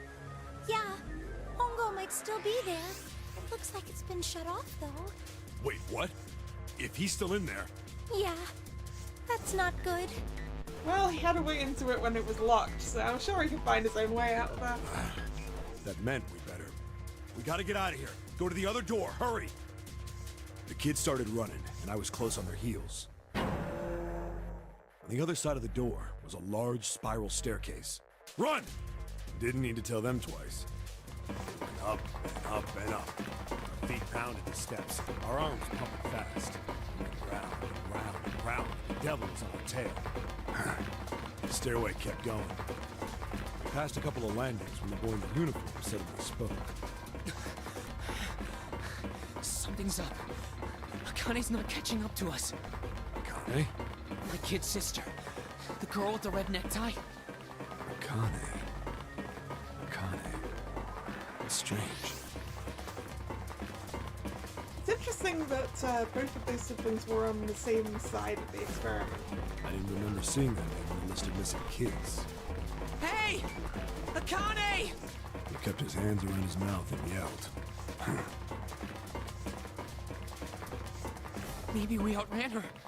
The boy in the uniform skidded to a stop. I stopped too, and so did the other 2 kids. When did we do that? Well, we passed a couple big rooms on the way here. Maybe she took a rest in one of them? No, that's impossible. Sorry, Grandpa. You keep going. I gotta go look for her downstairs. He turned to go. Hey kid, wait! God damn it, I said wait! I don't think the kid even heard me. Fuck! I spun around to the boy in the jacket and the girl with the ponytail. I'm going after him. You 2 keep going, alright? Got it? The girl nodded and ran up the stairs. But the boy... I'm going with you. I didn't have time to argue. I just nodded and took off down the stairs. I could hear him following me. I ran all the way to the bottom floor, calling for her. Akane was nowhere to be found. God damn it, where the hell did she go? I could tell the kid was frustrated. And then suddenly... Help me! Somebody help me! We heard a girl's voice. Akane! The boy in the uniform threw open the door and leapt into the hallway by the incinerator. We rushed in after him. I couldn't for the life of me believe what we were seeing. That bastard Hongo had Akane by the arm and was forcing her into the incinerator. Come on, goddammit, move! No, I don't want to! Let me go, please! Let go of me! She planted her feet squarely on the floor and was struggling to get away. But Hongo was bigger and stronger. She wasn't gonna win. Akane! My brother roared with anger and charged toward Hongo. Help me! Ah! You're too late, idiot! Hongo lifted Akane bodily into the air and threw her, still fighting him, into the incinerator. Ah! Before we could even blink, Hongo had leapt through the door after her. We saw him land inside.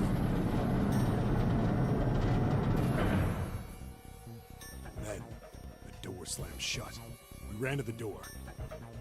We did everything we could think of to get the thing open. But...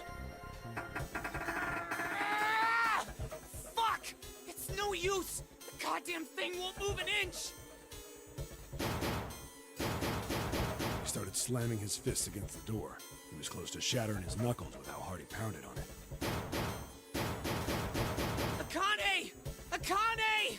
Are you okay? You came back! Her voice was muffled, but all of us could hear the sheer terror in it. What should I do? I think I'm trapped in here! Where's Hongo? He went out the other door! What? Warning. Warning. Emergency incineration command has been acknowledged. Automatic incineration will take place in 18 minutes. Please evacuate the incinerator immediately. Repeat. Emergency incineration command has been acknowledged. Are you fucking kidding me? It's the same damn thing! Yeah, we're here. Just hang on, all right? We're gonna figure out a way to save you. Can we back up the vents? Back through the vents and go pick her up again, right? His words would have seemed like a sick joke to her if she'd been able to see how white and bloodless his face was right then.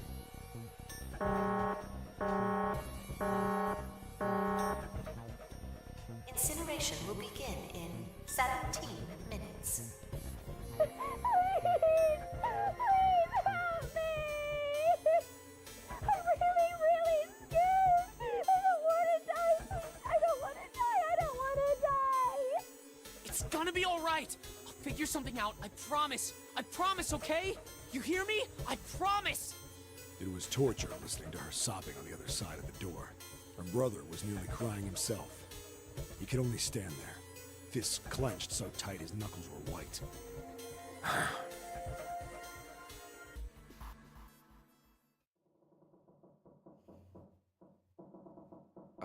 What happened then?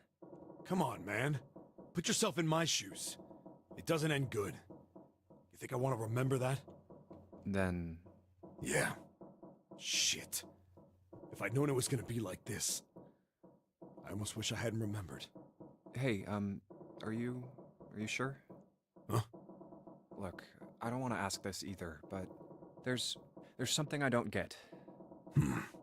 So if you could just tell me, did that girl, Akane, really... Yeah, I'm sure. There wasn't anything we could do. After a while, the countdown ended, and we heard something... burning. The fire stopped, but we still didn't move.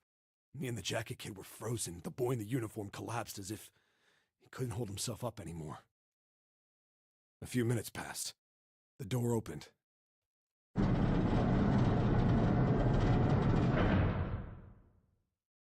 The boy in the uniform tripped over his own feet running in. We followed, too numb to speak. The air in the incinerator was hot. Every breath made my lungs feel like they were on fire. It was like standing on hot asphalt.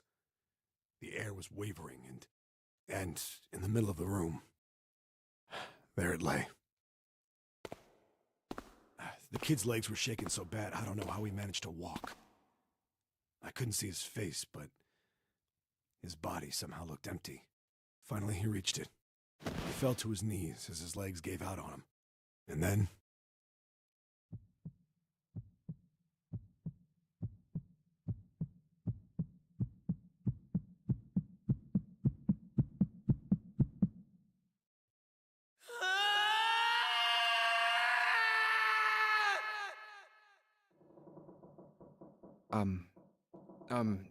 Can I ask you one more thing? What's that? The girl, Akane. What was her last name? What does it matter to you? Just tell me, okay? Please? Kurashiki. Her name was Akane Kurashiki. Well, clearly she's not dead then.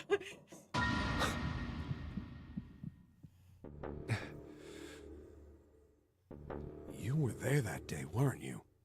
The tall kid in the jacket. That was you, wasn't it? Yes, it was. You are correct, Detective. Don't misunderstand me. I told you before how Zero threatened me. There was nothing I could do. I couldn't say anything about what happened 9 years ago. So you're saying you're not working for Zero, right? Of course not. Clover, what about you? Does explain why she keeps fainting.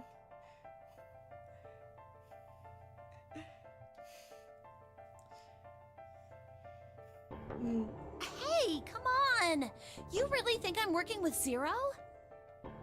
I told you before, you idiot! I was in Nevada, in Building Q. I did hear that a detective rescued the kids on the boat, but I didn't know it was you. Well, I guess I believe you. Alright, let me ask you another question. Santa's real name is Aoi Kurashiki. Is this a blind playthrough? Not exactly. This is a... I haven't played this since I played the version on iOS when it first came out.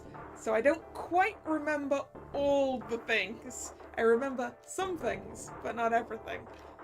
And none of the puzzles, because that version didn't have the puzzles. So there were bits of story that I didn't know about. So I'm pretty sure when I played the iOS version, I had no idea where Clover even got the axe from. He's Akane's brother. You know that? No, I didn't. Did you?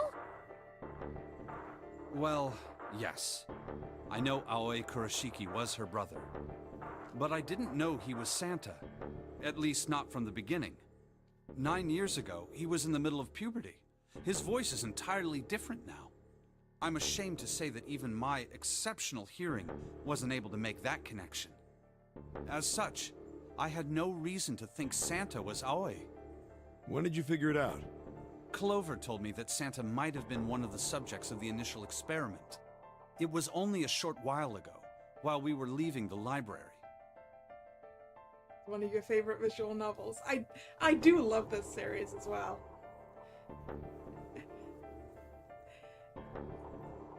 That's why I was looking forward to playing it again. I'll eventually work my way back through all of them. When she told me that, I had a feeling. Santa is Aoi? Akane Kurashiki, June's brother? There's still a lot we don't know. I mean, like, a lot. Yeah, Junpei, do you want to tell the class the thing about Akane? I feel they might need to know. But there is one thing I think we can say we know. What's that? The body we found in the shower room. It had to be Nijisaki, dressed up to look like Snake. What? Come on, man, what kind of detective are you? You didn't figure that out already? Hey, go easy on me, man. I just got my memory back, alright? Cut me some slack. Well, if he is, the 3 murders make sense then, don't they? Yeah, that's right. Murder. Kubota blew himself up, but that was murder too. So why did these murders take place? If Junpei is correct, and the body in the shower room was Nijisaki's, that means all of the people who were murdered were involved with the creation of the Nonary project. Kubota, the person who conducted the actual experiments. Nijisaki, Hongo's assistant. Musashido, the man who financed the project. You mean this was all just revenge? Santa is Zero. He's getting revenge for the death of his sister. That's why he killed them. No, I don't think Santa actually murdered anyone. If I'm right, then it's not hard to figure out who the next victim's gonna be, is it? I'm pretty sure I don't have to tell you. Yes. Yep. Right. The next target will be Gentaro Hongo. The person who planned the Nonary project. In other words, Ace. What? Whoa, what the hell's going on here? It must be 6 a.m. Our time is up. Shit! Come on, we need to get out of here. We need a keycard. Oh, there it is. I'm betting this sucker opens the exit. Come on, let's go. The material has been added to the file screen. So keycard 0. Wait, what new information got into the file screen? Was it the picture? Yeah, the picture taken 9 years ago.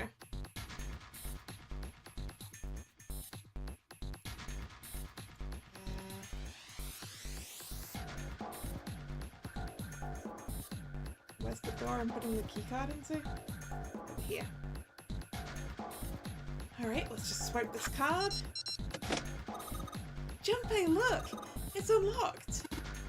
Yeah. Now we can go back to the library. Hurry up, Junpei. We don't have time. Let's go. Alright, let's go. You found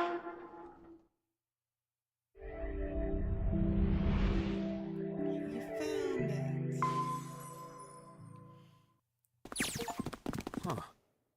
think the shaking stopped. It would seem so, but we are yet to be out of danger. You're right. Let's hurry. This exit needs the Uranus card, too. Hey, Junpei. Yeah, I know.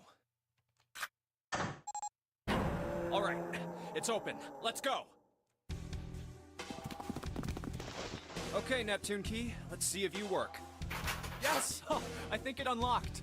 It says incinerator. So this is the incinerator. This is the first time I've seen it from this side, but yeah, I think so. Then there ought to be a lever near the door. Yeah, right here. Pull that and the door should open. Got it.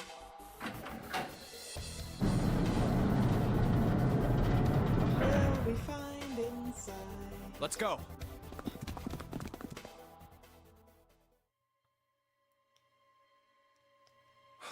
What the hell is going on? What's wrong? Are you okay? Jumpy, you came to get me. Of course I did.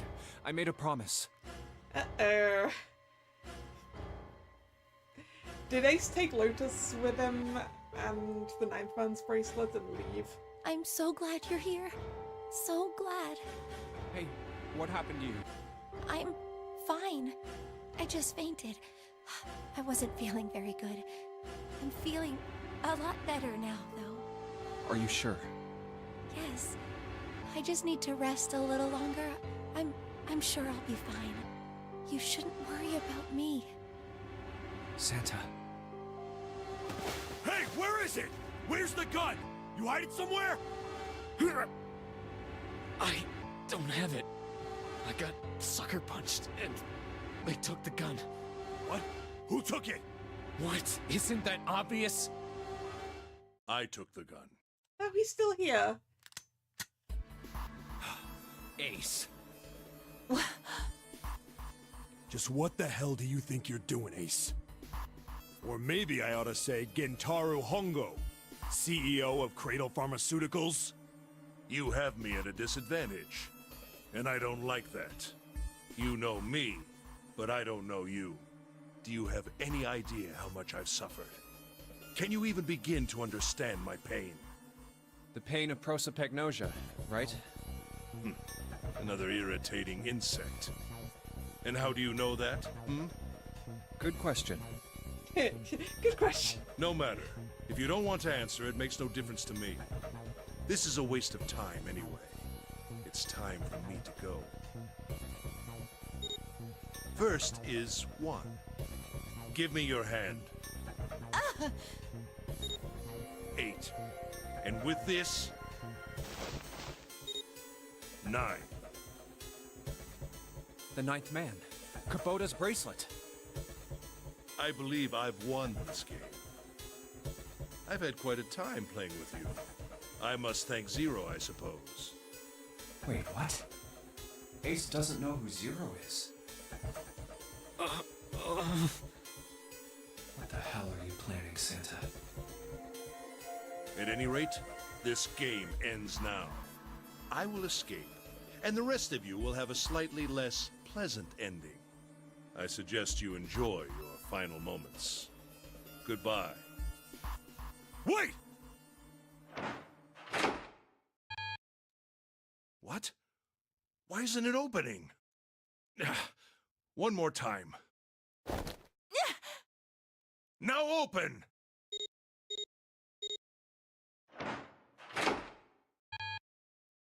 No! What is this? Why? The digital route should be 9! It has to be 9! Oh yeah, because we figured out that the ninth, what was it, the ninth man's bracelet isn't 9. Then why? Why isn't it opening? Now!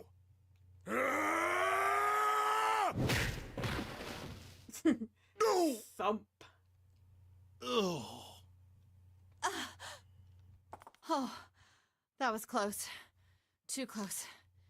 Thank you, Seven.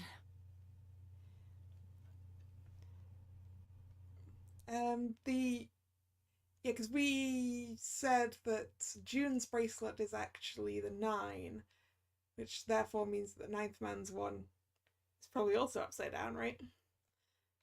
Don't mention it. Just one punch ain't enough for this piece of shit. After what he did 9 years ago, I ought to rip him to pieces. But if a suspect can't talk, they ain't much good. Once he's locked up in a cell, we're gonna have a little chat. 9 years ago? Then you must be... Yeah, you finally figured it out, dumbass. Oh.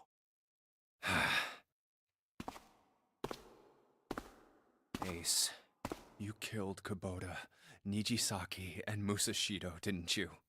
Wait, Nijisaki? Oh, right. You don't know yet. All right, we'll just go through them in order then. Let's start off with Kubota. You talked to Kubota and managed to convince him to go into door 5 alone. You killed him without making it look like you killed him. The way I figure it, you had 4 motives. 1. In the nonary game, the number 9 is dangerous. Whoever had the 9 bracelet could join whatever team they wanted. Adding 9 to any number doesn't change the digital route. Which means that number 9 could do whatever they wanted. You wanted to remove that threat as soon as possible. 2.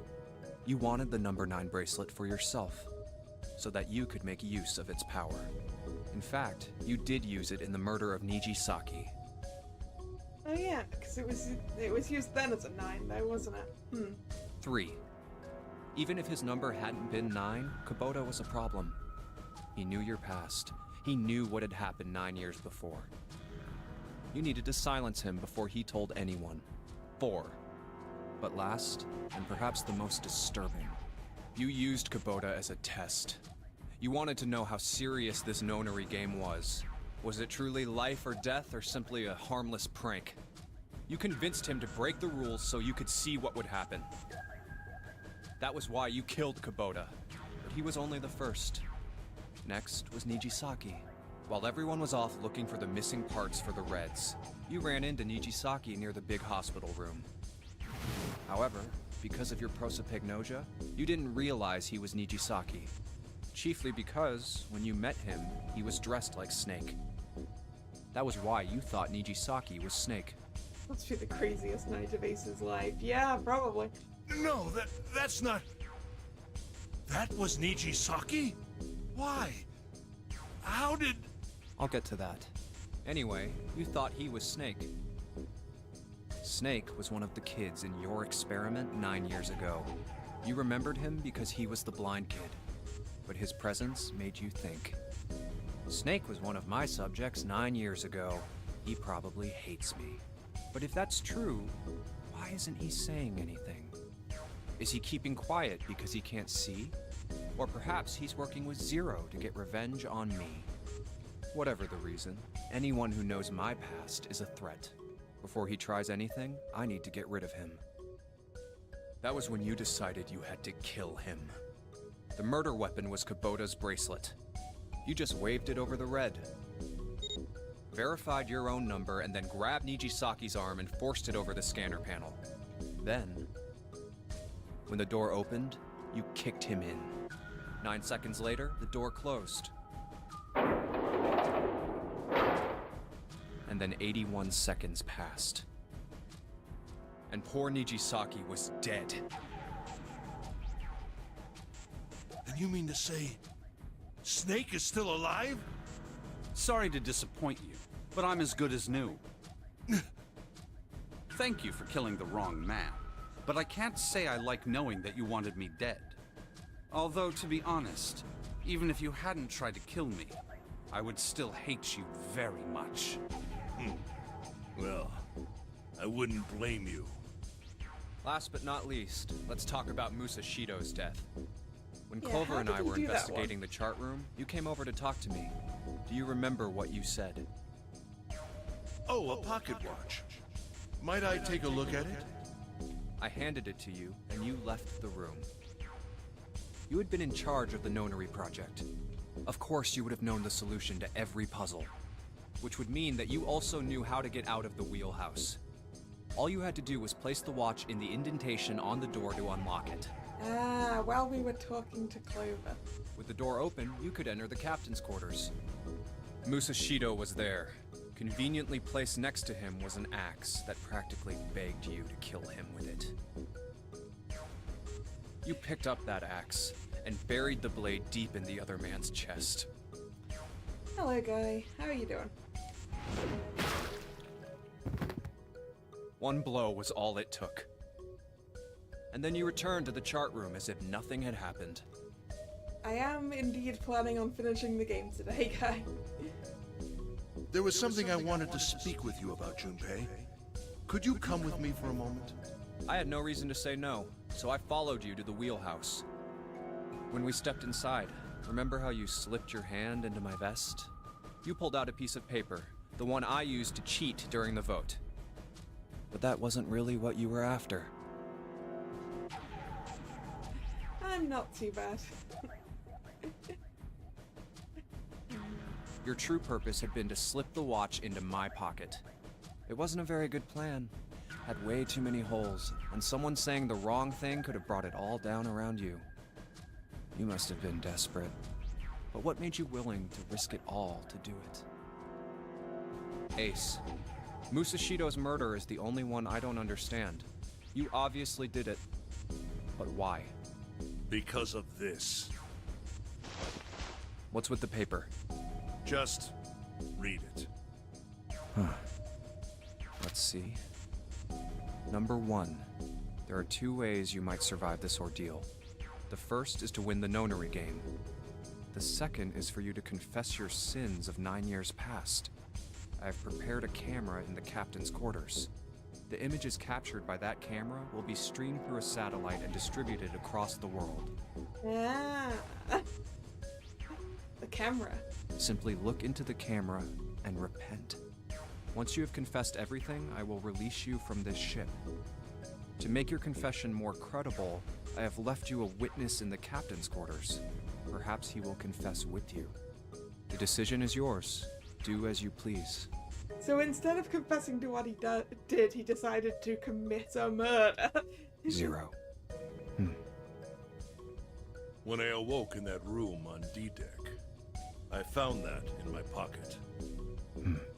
That was why I chose door 1 when we voted.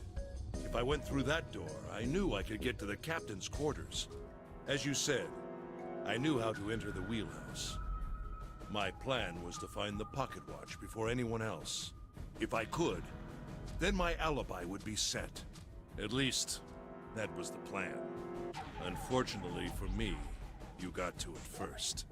That sleight of hand was the best I could manage on short notice. And you think it's...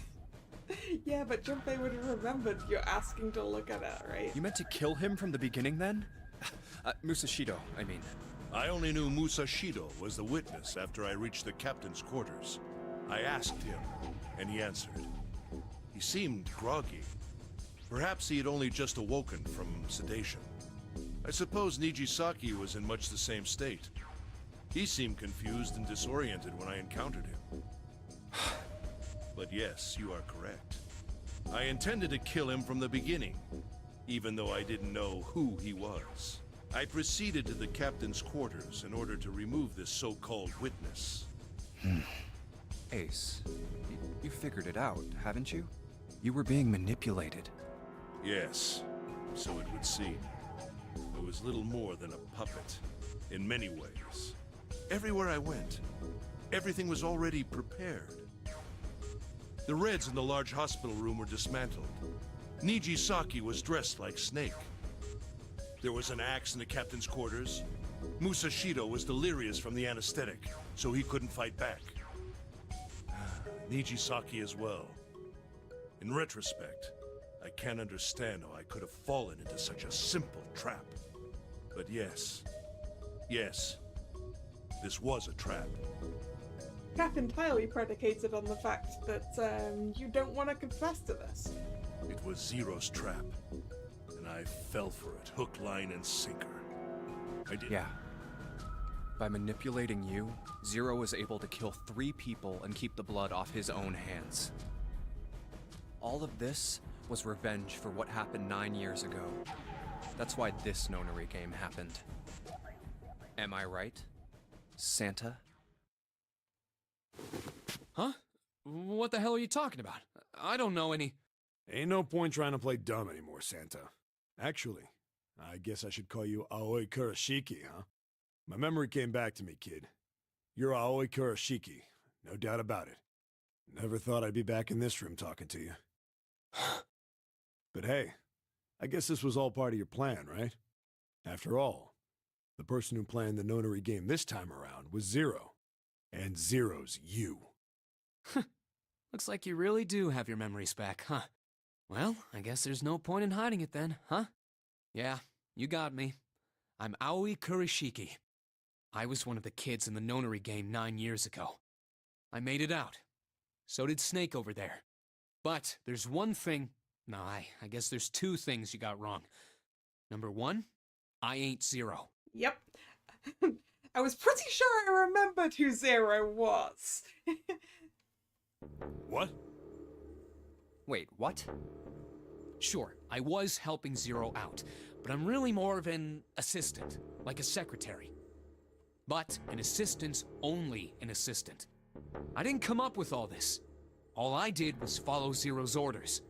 Then, if you're not Zero, who is? Calm down there, Junpei. Didn't I say two things? You made one more mistake. Junpei, you just said all of this was revenge for what happened 9 years ago. That's why this nonary game happened. But that's not it. Revenge isn't the only purpose.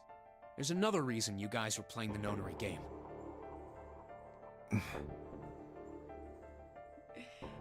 You like Santa, do you, Jetnian?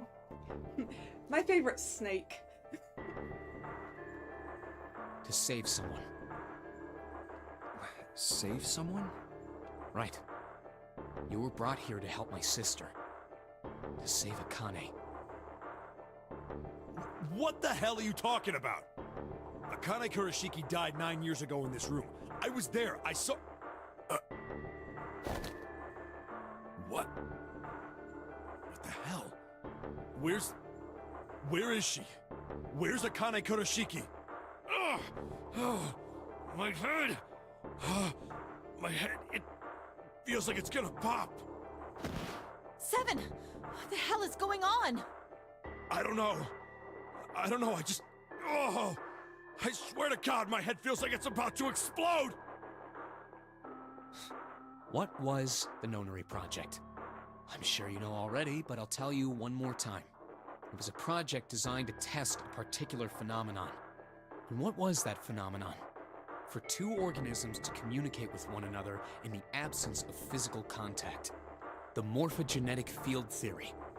Could human beings use these invisible fields to exchange information? That was what this experiment was conducted to determine. There were two separate locations. One was the Gigantic, and the other was a building in Nevada called Building Q.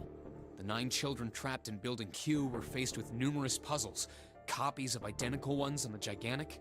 They were told to send their answers into the morphic field set and transmit them to their brothers and sisters on the Gigantic.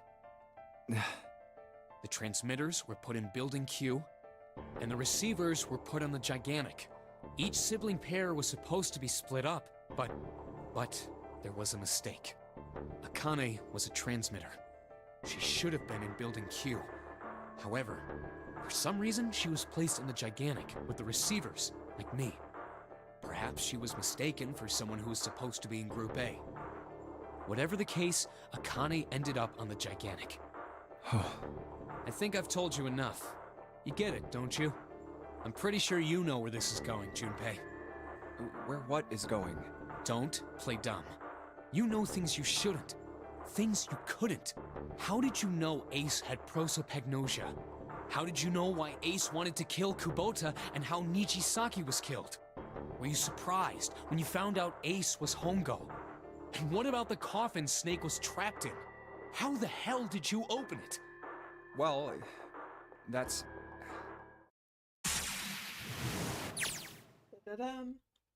He knew, because I knew. Junpei was receiving information that I sent to him through the morphic field set. It's simple, really. How do I know the alternate futures, then? Imagine a river that splits in two, like an upside-down Y. The river flows from the top to the bottom, from a single stream into two branches. It only flows in one direction. It can never flow backward. Information is the same way. It moves from the past to the future, but never flows backward. That's why people at the river's source, in the past, will never know about those downstream in the future. But the people downstream will never know about one another either. Information only flows along the path of the river. But I am different. I can manipulate the morphic field set to pluck knowledge from the future. I know what happens on either fork of the river, even though the people on either fork know nothing about one another. Now, who am I? I am I, the 9th letter of the alphabet. But I am also 0. No, that's not true. I'm not really 0, not yet. Perhaps you could say I am less than 0. 0 is my future. In 9 years, I will be 0.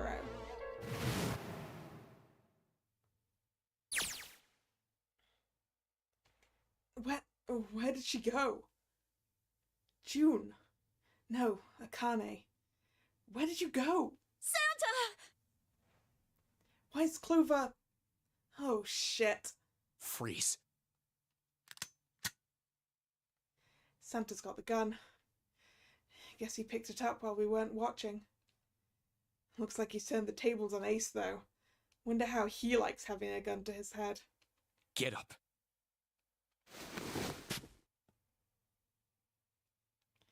Sure isn't about to take that gun off him for a minute, is he?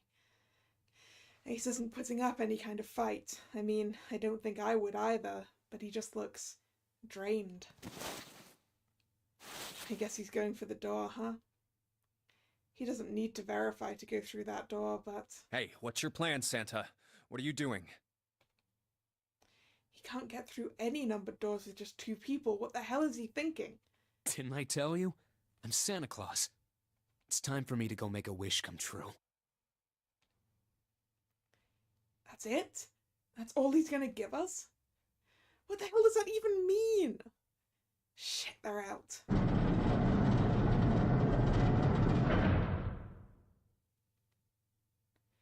And now the gate's shut. Looks like the rest of us are stuck in here. They're all looking at me. At least Seven's headache is gone. He seems to be all right. Well, I guess there's no harm in trying. Let's see if this door still opens. Damn. Well, it looks like this door isn't opening anytime soon. Before we continue, I need to get some more water. I will be right back.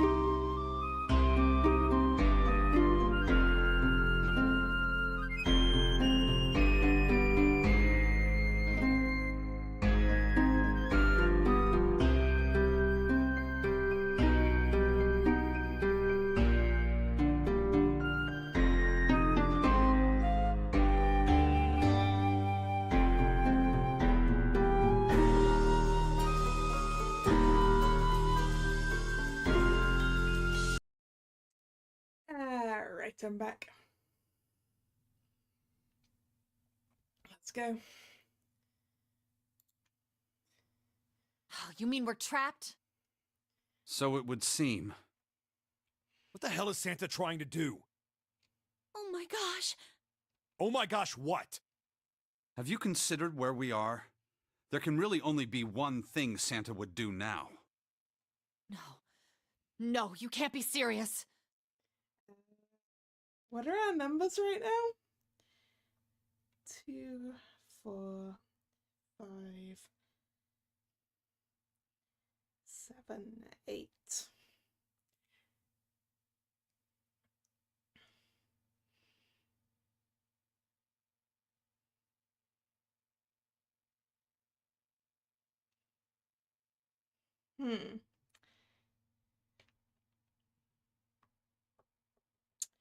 That doesn't add up.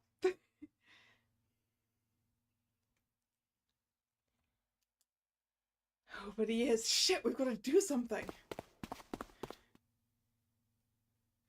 Maybe we can still get out through door 9. There's the red. The only way we're getting out of door 9 is to leave Lotus here, though. That's the problem.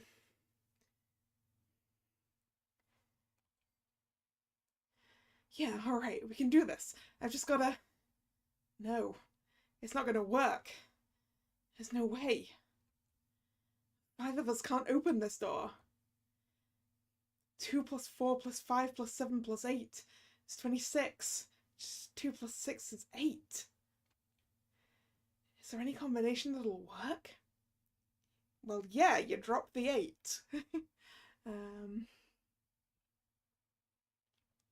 Junpei, can I borrow your pen and notebook? Sure, why not? I don't think I'm gonna need them. Ever again. Well, she certainly looks purposeful. Looks like she's writing equations. A lot of them. Huh? Oh man, she doesn't look very happy. What? Hey, no need to be ripping pages out like that. Jeez. What the hell are you doing, Clover? Give me that! Wait, isn't this 2, 4... This 2, 4, 5, 7, and 8 was the final one that we were working on in the study room, right? So I'm pretty sure that ended up as 26. Alright, at least 7 got it away from her. Maybe now I can get a look at what she was writing. Let's see.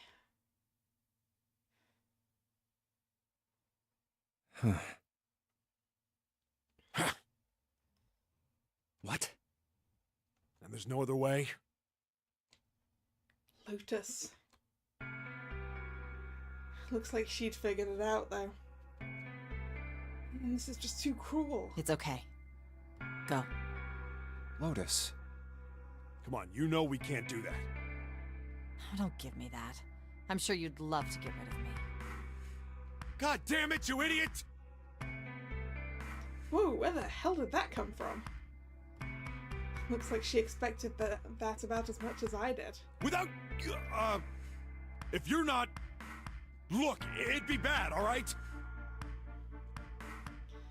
For a cop, he sure doesn't have much confidence. Bad? Yeah. If there weren't assholes like you around, I'd be out of a job. Uh-huh. Look, I'm just not leaving you behind, alright? End of story. 7. He's right. I'm not leaving you either. Me too. You didn't honestly think I'd abandon you, did you?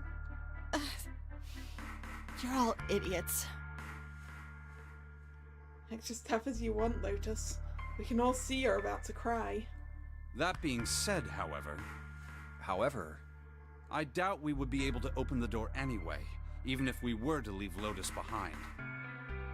Huh? Why? I trust you remember what happened to Ace? Maybe that door's number isn't 9. Maybe we're lucky and that door's number is actually 8. I couldn't, see exactly what happened, but I was able to guess what he was attempting to do earlier at the Red. Oh, yeah. No! What is this? Why? The digital route should be 9! It has to be 9! Then why? Why isn't it opening? Just to see, why don't we give it a shot? Give it a shot. Yes, that is what I said.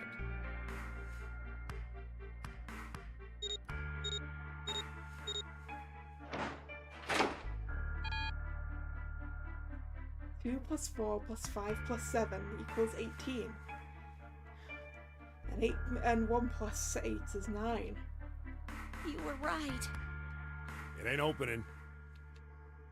But it did open 9 years ago. The digital route was 9 then, I'm sure of it. You think maybe they changed the settings? Perhaps. Shit. If we can't get through the door, we can't get out. The walls are way too high. There's no way in hell we could get to that hole Seven popped out of 9 years ago. All we can do is stand here and stare at this door with a 9 on it. I guess this is it. This is the end. I don't know why you wouldn't just check if it was set so that everyone currently here could get out.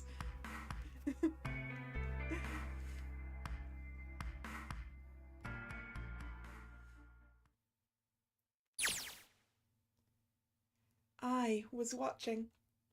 I had watched everything that was reflected in his eyes. I was listening.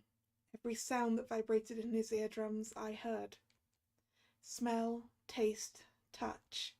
I felt everything he felt. I knew everything about him. What he was thinking, what he was feeling, what he was sensing. Oh, it has actually changed it to a Akane vision up there. Novel mode. Which is actually Akane. All of his feelings and worries and fears became mine. My mind, my consciousness was inside of him.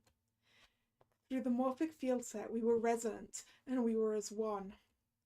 I was him, and at the same time I was an observer. It started with a tremendous noise like a clap of thunder. That was approximately 9 hours ago. A bomb had gone off on the ship we were on. That was when my resonance with him began. This part was different on the Nintendo DS edition. I'm pretty certain it was different on the iOS version, but I don't really remember. My resonance event melted into him and we became one. Inside of Junpei, somehow I found myself in Junpei's mind, 9 years in the future. But I didn't lose myself. I was living in two realities at once. One was the present, and the other was the future. Perhaps you can think of it as 2 movies showing on the same screen at the same time. Eventually, it becomes difficult to separate them and determine which movie is which. However, if I concentrated, I was able to focus on one or the other. That was why I was able to grasp what was happening in front of me. Come on, over here! That was my brother Ai. He was yelling. I followed him. Around me were 7 other children. They all looked like they were about my age. Come on, hurry up! We ran down a long straight hallway and burst into the large hospital room.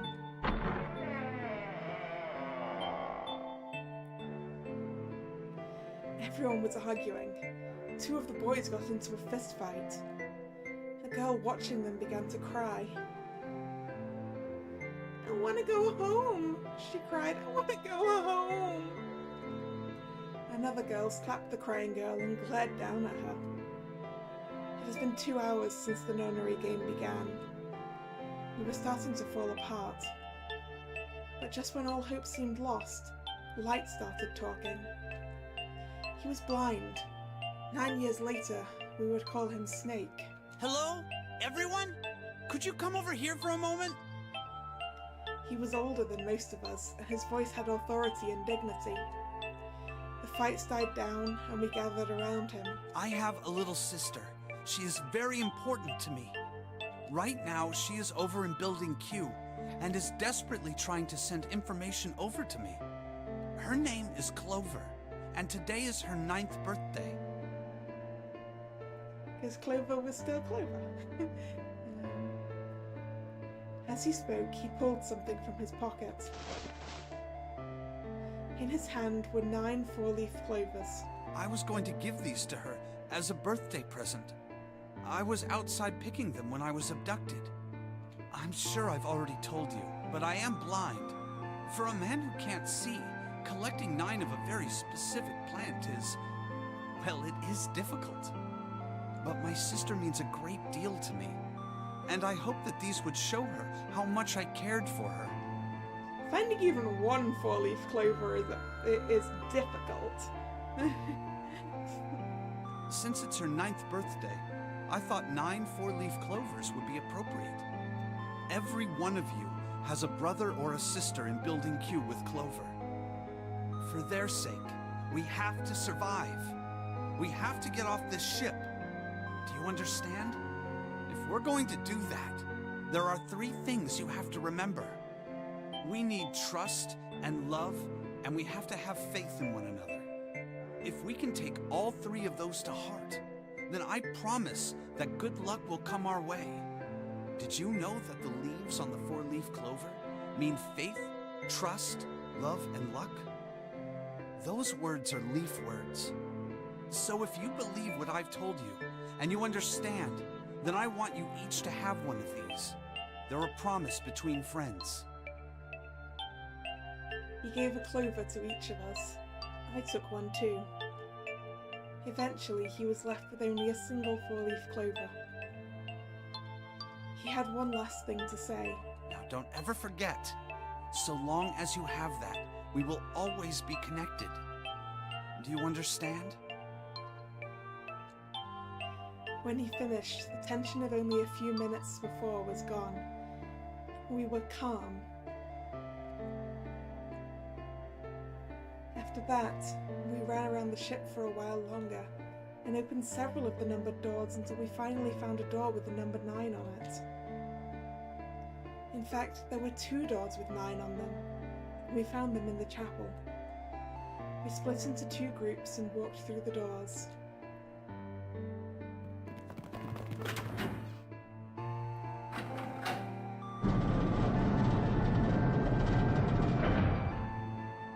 Zero escape game about the first nunnery game would be interesting. Yeah, it would be.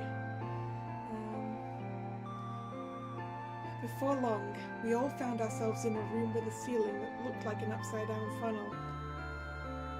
For some reason, this room had another number 9, but this time it was the only one. But if there was only one door, that meant only 5 people could escape. What are we gonna do? There aren't any other doors! We began to panic. Then, as if things had not gotten bad enough already,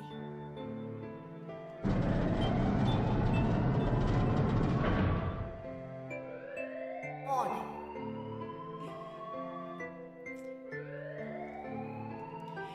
yeah, I guess it would be the same puzzles and things, but it would be interesting to get to know the other kids, you know?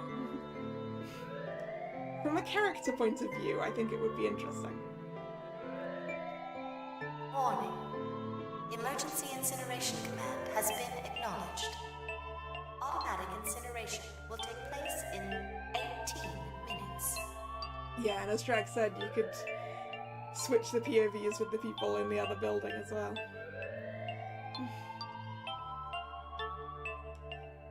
Please evacuate the incinerator immediately. Repeat. Although, Emergency incineration command has been acknowledged. What? What's happening? What did that thing say? That didn't sound good.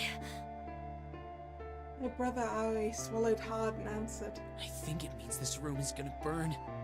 Burn! The plaque on the door says incinerator, and that voice said that the incineration is about to start. And incinerate means to burn. No! Help me! Abject terror filled the room as everyone began to scream and cry. Every pair of eyes were filled with despair. Then, high up on the wall, a door opened and a man appeared. He was a huge, frightening mountain of a man, as large as a bear. 9 years later, we would call him 7. Don't worry, kids, I'm not your enemy. I'm one of the good guys. I'm a detective. I'm here to rescue you. The rest happened just like 7 had said it did. The 4 of us who had stayed behind were saved by 7. We crawled through the vent, away from the incinerator, and slid down into the hall. We came out on the other side of door 9. On the wall opposite the door was a set of double doors. We went through those and began to run up the spiral stairs. As we ran, I led the way. Behind me were Nona, my brother Ali, Snake, and 7. Yeah, so the other kid out of those 4 was one of Lotus's. The other children, the ones who'd gone through door 9 before us, were up ahead. I could hear them cheering each other on. We ran and ran and ran. We leapt across as many stairs as we could and kept running. The stairs spiraled upward like a tornado. Eventually, I pulled ahead of the rest. Nona had slowed them down. I didn't want to lose them, so I slowed down as well. I didn't stop, but I glanced over my shoulder from time to time to see if they had caught up. That was when I realized... Oh no, where is it? Did I drop Jumpy's present? I knew I'd had it with me when we passed through the vent. Then, I had dropped it as we slid out?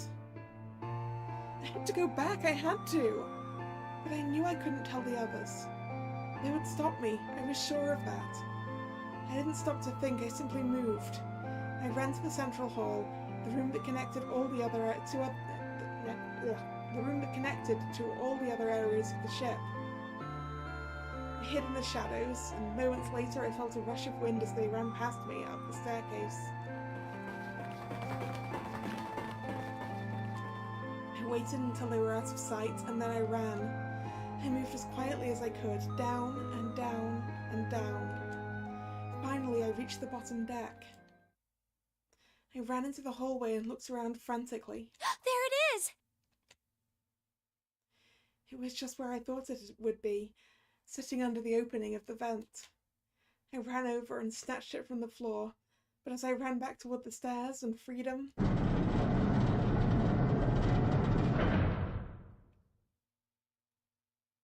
The door to the incinerator opened, and a man stepped out. It was Hongo. Gentaro Hongo. 9 years later, we would call him Ace. Ah, how wonderful to see you decided to come back. His smile made my blood run cold. It looked mechanical, as if someone had simply pulled up the corners of his mouth. Come with me. We must continue the experiment. I shook my head, eyes wide. Slowly I began to walk backwards. 1 step, 2 steps, 3 steps. Then I spun around and broke into a run. I felt Hongo's hand close over my left wrist. I said, come with me. There was an edge of insanity to his voice now. I pulled as hard as I could. No! Stop! Let go of me! Let go! I shook my body and flailed my arms, trying desperately to get Hongo to let go of me. But I was still only a child. I was no match for a man like Hongo. Stop struggling, goddammit! Do as I tell you! He heaved on my arm, trying to pull me into the incinerator. I screamed. Help me! Somebody help me! Then suddenly... Akane! The door to the stairs flew open, and my brother Ali burst out of it. behind him came Seven and Snake. Akane! He cried my name again as he leapt towards Hongo. You came back! I cried out. But then, Ha! You're too late, idiot! Hongo threw his full weight against my arm, pulling us both into the incinerator. Ah! The force of it threw me to the floor. I scrambled to my feet and looked towards the open number 9 door. Hongo stood between it and me, but behind him I could see my brother, his fists clenched. But those fists never reached Hongo.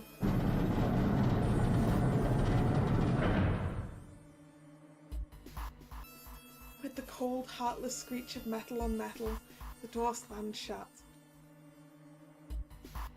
Hongo glanced at me mechanically, his face registering that there was an object here, but not anything he would consider a human being. Then he turned away and walked to the red that sat next to the door. He reached into his pocket and removed 2 bracelets. He waved them both over the scanner panel. 2 asterisks appeared on the red. He checked the screen, then tossed the bracelets carelessly onto the floor. What was he doing? What was the point? He made no effort to explain himself, of course. He said nothing at all and walked past me as though I were nothing more than a rock by the roadside. A few moments later,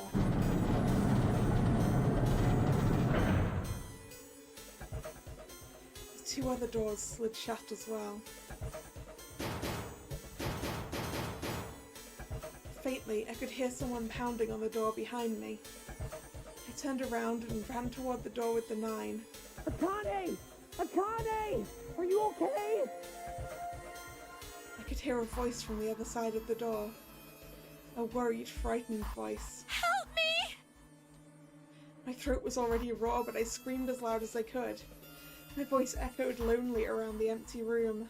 What should I do? I think I'm trapped in here! Where's Hongo? He went out the other door! What? Then it started again. Warning. Warning. Emergency Incineration Command has been acknowledged. Incineration will begin in... Oh, we're over to Junpei Vision here in ADV mode. 18 minutes. Please evacuate the incinerator immediately. Holy shit! Man, I knew what it was going to say, but that is one hell of a creepy voice. I knew it! It's starting. Santa started the incinerator. Fuck! Man, I never thought I'd hear that damn voice again after 9 years. What the hell? What the hell? What in God's name are you talking about? It's 9 years this and 9 years that, and when it's not 9 years something, then you're talking about some sort of fucking experiments. You aren't making any sense. I'm sorry, Lotus, but we really don't have time to explain it right now. I promise, I'll tell you everything once we get out of here. But... Incineration will begin in 17 minutes. You know what that means, right? Incinerate means burn! what kind of idiot do you think I am? I know what incinerate means. Well... Yeah. Lotus is completely clueless because no one's actually named Nona around her at this point, right? Otherwise she might have figured it out. God damn it! Okay, fine. I won't ask anything else. Talk about whatever you want. But you have to do something for me. 7, figure this out. What? Why me? Just shut up and stop this thing. How the hell? There has to be some sort of emergency shut-off button. There isn't anything like that. How the hell do you know? Because I looked for it 9 years ago. Yeah, Lotus isn't happy about that. Can't really blame her. Wait. The floor, it's moving.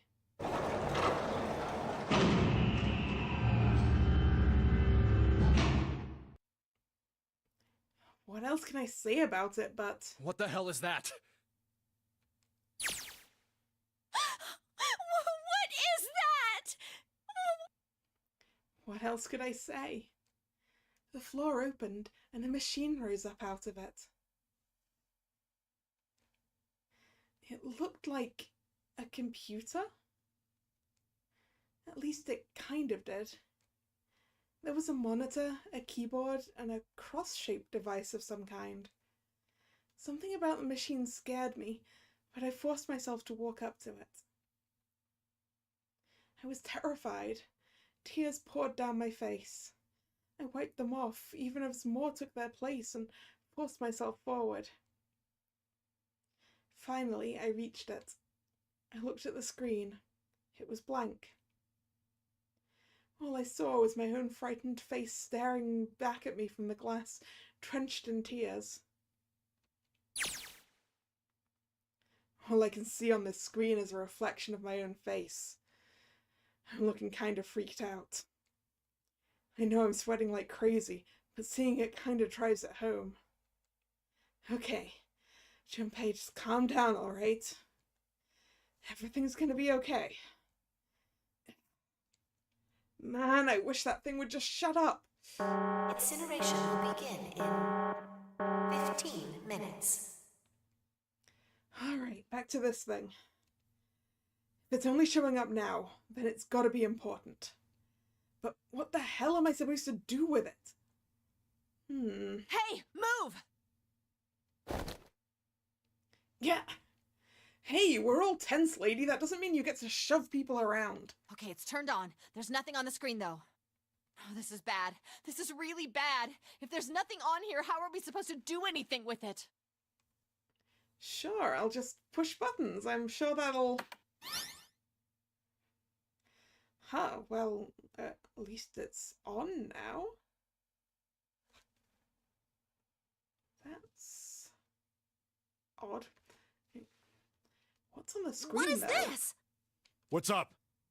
It looks like some sort of puzzle. It's got a bunch of numbers and letters scattered across a 5x5 grid. The numbers range from 1 to 8. Do you think that if we solve this puzzle... The incinerator will stop? Yeah. Well, we can hope, right? Alright, puzzle, how do you work? Oh man, that goddamn voice again! Incineration will begin in 13 minutes. Shit, 13 minutes. Can we really do this? My heart feels like it's gonna pop. My heart was pounding like it was about to explode. I stared at the puzzle on the screen. I was sure I had to solve it somehow, but I had no idea how. My connection to Jumpy had been gone for a while. His mind was gone. I couldn't get any more information from him. I felt the seconds tick by as I stared at the screen, completely lost. My cheeks felt hot as tears poured over them. Then I heard a voice. Hey, what are you doing? It was muffled. I turned around. Pressed against the window in the entry door was a face. A frightening, evil face. It was Hongo. How long had he been watching me? Don't know what to do.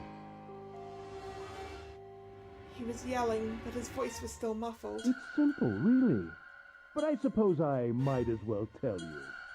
Just solve the puzzle on that machine.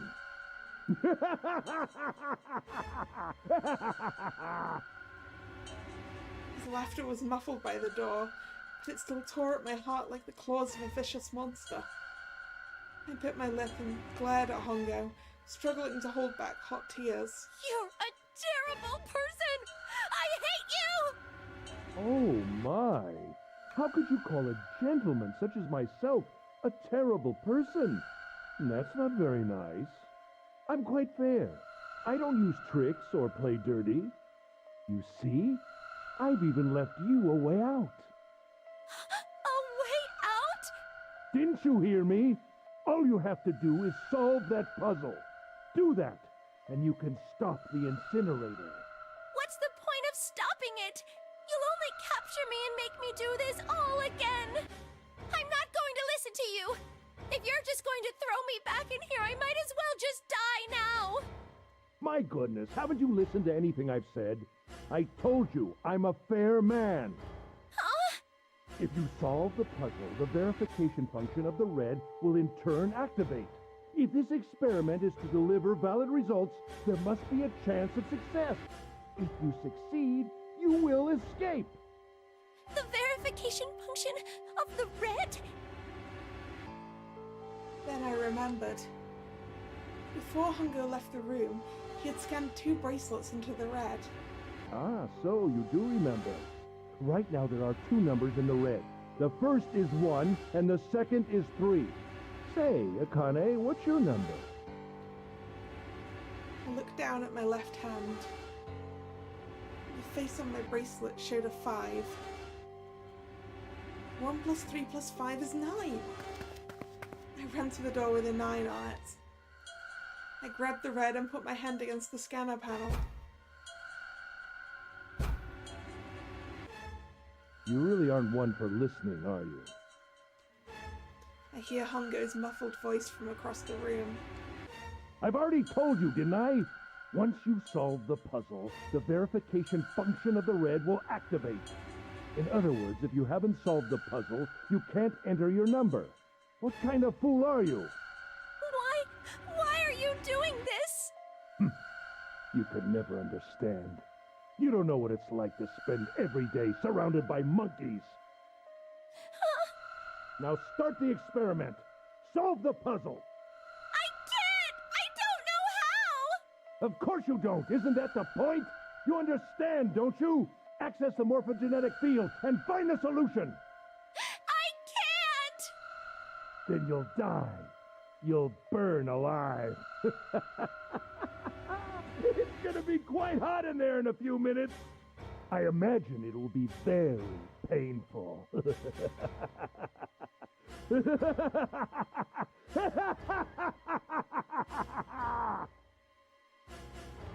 Horrible laugh echoed across the room, and even after his face disappeared from the window, I could hear it. Incineration will begin in 10 minutes.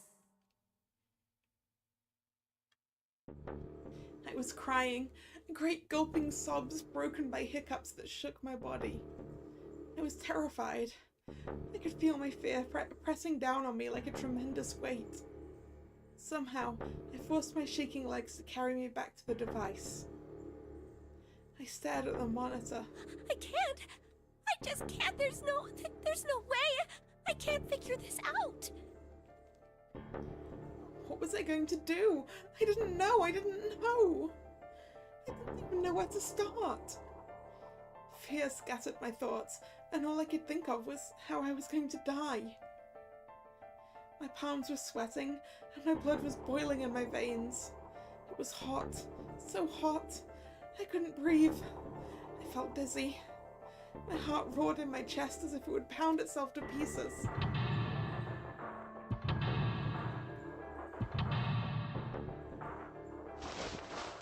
I reached into my pocket. I wrapped my hand around the thing I'd come back to get. The doll Jumpy had given me. At least I had that. I held it tight with both hands and prayed. Help me! Jumpy! Help me! Help me! Help me! Jumpy! Jumpy! Jumpy! Please! Help me! Jumpy! Akane? Akane? Who the hell is Akane? Shut up! Just shut the hell up! Seven and Lotus don't understand. I think Clover and Snake have an idea, though. Clover's looking at me, and I think Snake may have figured it out. No, it doesn't matter. They're in my way. Where'd she go? Maybe over here? Akane! Akane! Can you hear me? Akane! Say something! Fuck! Did something break our connection? I swear I just heard her. Shit! Akane! Answer me! Akane! Jumpy? I spun around. I heard a voice. His voice. I looked around. He wasn't in the room, of course. But I'd heard it so clearly. Like he was right there. Jumpy! I screamed as loud as I could. Akane! Jumpy! That's her! She's there! Then that means... Akane! Akane! Are you in an incinerator right now? Yes, I am! How did you know? I couldn't believe that he knew that. Now I understand what Santa meant. Right. There's only one way to help her. You were brought here to help my sister. To save Akane. I think I get it now. Incineration will begin in 7 minutes. Jumpy, we don't have time! As quickly as I could, I told him that I had to solve the puzzle in order to stop the incinerator. Got it! And I do. I get everything now. At last, I finally understand what all of this means. I know why the Nonary game was held today. I know why we were kidnapped and brought here. It was all for this moment. All of this was planned out to lead to this one moment. Oh my god. This is insane. I can't believe it, but there's only one possible answer. June is... 0 is... Akane Kurashiki. She recreated the history of the future that she had a glimpse of 9 years ago. She tried to save herself that way 9 years ago. No, she's trying to save herself right now. That means that there's only one thing for me to do. Even if this is all some sort of insane plan, I will save her. I will save Akane Kurashiki. I must save her no matter what. Incineration will begin in 6 minutes. The voice reminded me of how much time I had left. Jumpy! Yeah, I know. Just hang on, alright? I promise I'll get you out of there. I'm not gonna let you die. I promise. So don't worry, alright? Just give me a few minutes, okay? Okay. My voice shook as I answered. It was hot in the room. It felt like my heart was on fire. 6 minutes or not, my heart burned with my feelings for him.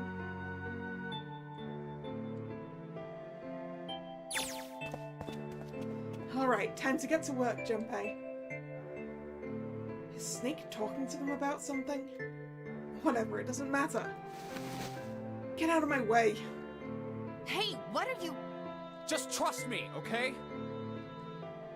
Sorry, Lutus. I didn't mean to snap, but there's a lot more at stake here than your pride. I'll apologize later, alright? Now let's have a look at this thing. We've got numbers all over this grid. I think the panels are out of order. So I just need to switch these out? Staring at it isn't going to accomplish anything. I'll just have to try it. Just think of what I did all those times before. I'm gonna do this on my own, with my own mind. I'm gonna solve this problem.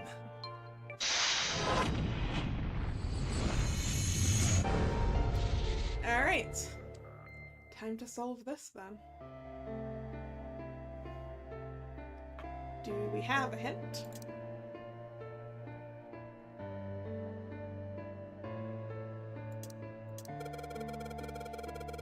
When I pressed hint, numbers appeared in the empty spots on the grid. They're all single digits. I get the feeling the numbers change when I switch out the yellow squares. But this square at the bottom, why does it stay blank when I press hint?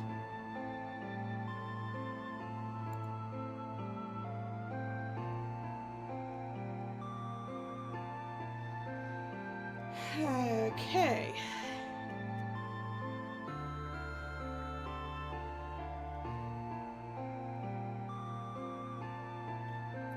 Kind of feels like it needs to all be 9s.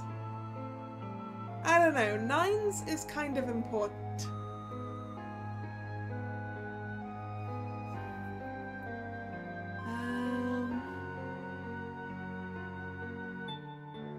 Yeah.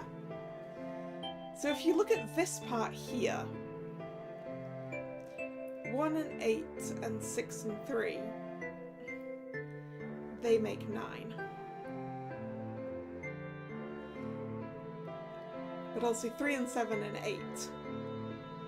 That's 18, which is a 9. Well, this is also 18, which is a 9. So we're using that. So we're trying to make 9s. Which I think means that all of this section should be correct as it is. And it's just the other parts that we need to fix. So, if the root of this section here is 7, then that means S. Okay, 15.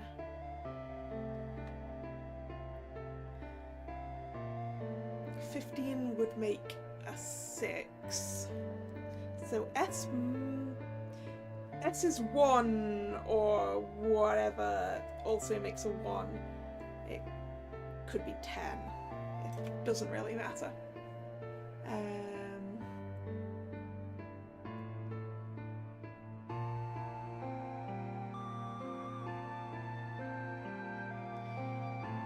Down here, 8 and 3 is 11, which would make 2 anyway, so that means R is basically equivalent to 9. If R's 9, then S is 10, clearly. If it's going in order.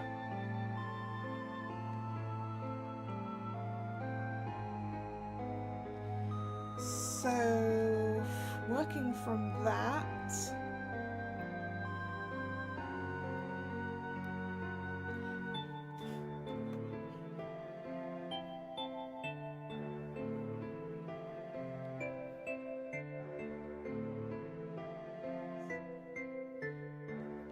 so P is probably 7.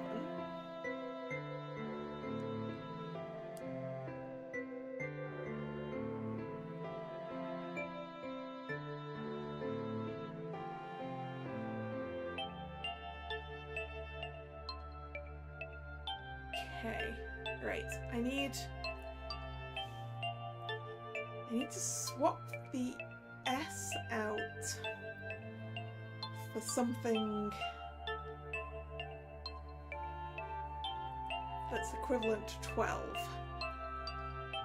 which would be U, but we don't have a U, but if it's 12 it's 3, so if we swap the S with the 3.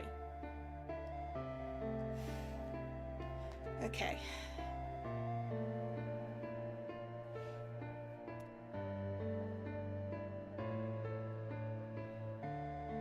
Everything surrounding a 9 has to be correct. Which means that the next one we've got to solve for is the 6 here. So, 11... Well, I mean, I already established P probably 7, but we're going to double check that. Right. 11, 17. 17 would be 8. 17 plus 7 would be 24, which is 6, yes. Okay. So P is definitely 7. But we need a number that's equivalent to 10. So we want to put S here. Right. Okay, that fixes a lot of things. That means we only need to fix R now. So 8 and 3. Oh wait, R is 9. And we need to not have a 9 here. We need to have 2, 7. R is 7. That's gotta be right, right?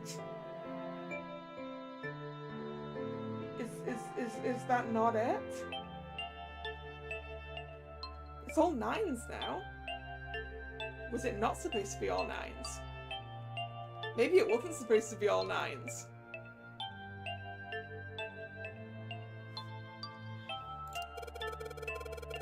Pressing the button again makes the numbers disappear. Looks like I can turn them on and off. Is there some special meaning behind there being 2 modes? What could it mean? Okay, if it's not supposed to be 9, is it supposed to be our bracelet number? Is it supposed to be 5?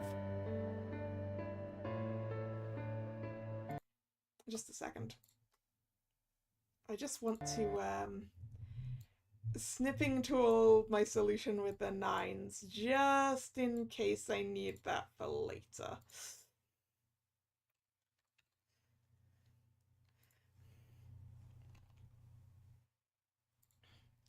You think you worked something out, Drag? Alright.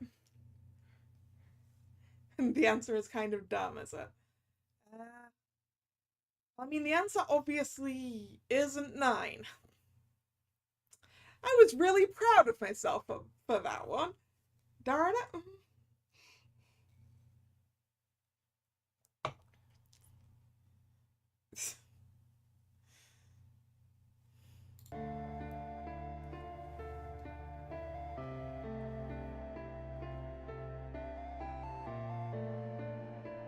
Wait a second!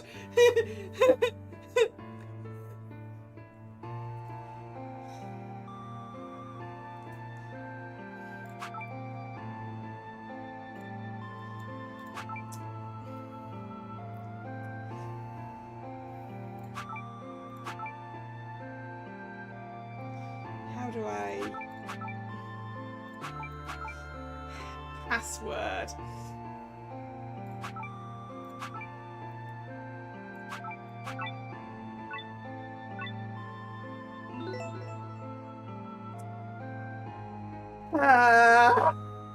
You're right!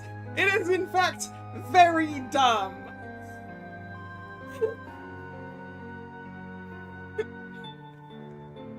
The password is password. Well, I'm really hoping it's password this time as well. It was with double 5s. And was it an O or a 0? I can't remember. Wait. I took a screenshot. Yes, it's an O. No?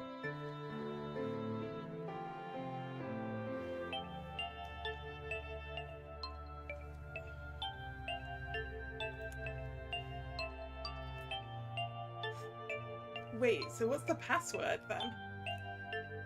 Maybe it's just password, not like that.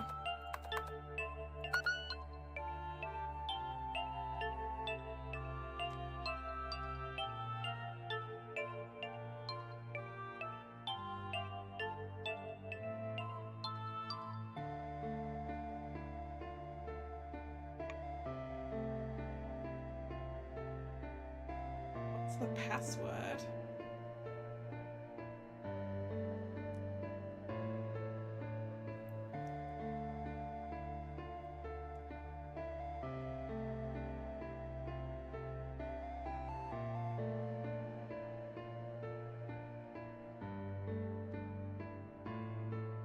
What would be that?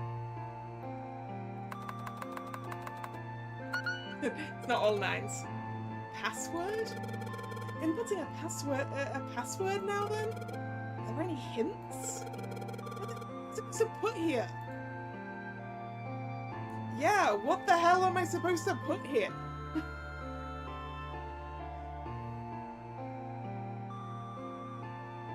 Is it the other tiles that were on here?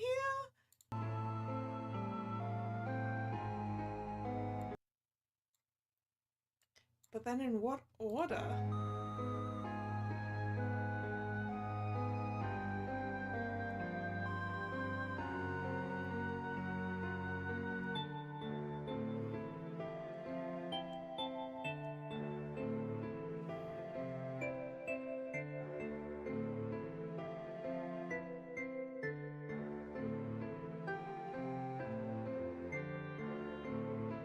Nine. Oh, really? Yes, that's it. I didn't think that was gonna work. I'm just doing that because I thought it was funny.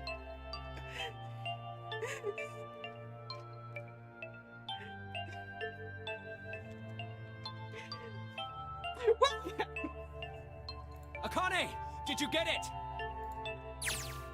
Yes, I did! I solved it! I mean, really, you solved it for me, but I copied everything you did! Now I just have to press enter! Then what the hell are you waiting for? Push it! Okay, I will!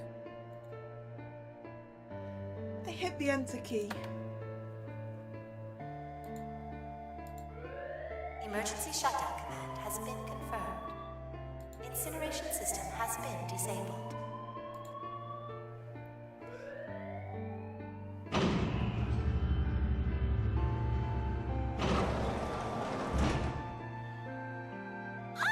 Jumpy! It worked! It worked! The incinerator shut down! It worked! Tears rolled down my face as I cried out to him, but they were a very different sort of tears. A wonderful feeling of accomplishment and relief flooded my body.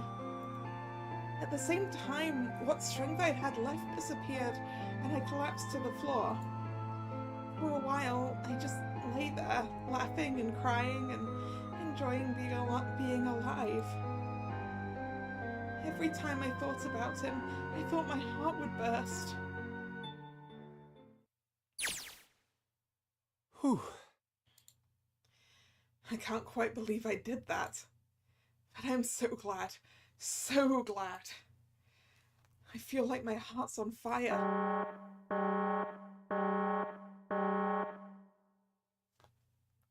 No, I don't have time to be thinking about that kind of shit. I need to tell Akane. Akane, sorry, but things are kind of busy over here. I'm gonna have to hang up now, okay? Oh, of course, that's fine! I wiped the tears from my eyes and nodded vigorously, even though I knew he couldn't see me. Then I looked over at the corner of the floor. There were 2 bracelets Hongo had left behind.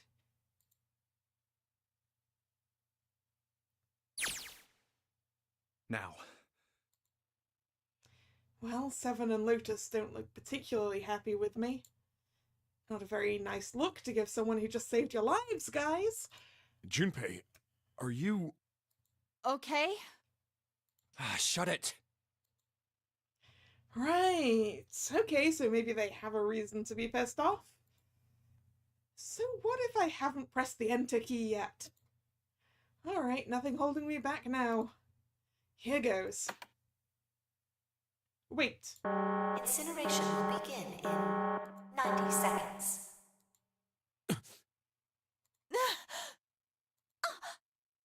It doesn't sound like it's stopping. What the shit? Why isn't it stopping? Okay, maybe I didn't hit the key hard enough. Just hit it again. And again. And again. Okay, that's not working either. The alarm's still going off. What's going on? I've got all the right numbers in the right boxes. It's perfect. So why the fuck isn't the thing stopping? Incineration will begin in 60 seconds. Wait, of course! That's what the numbers that showed up after the puzzle mean. 2 plus 4 plus 5 plus 7 plus 8. That's us.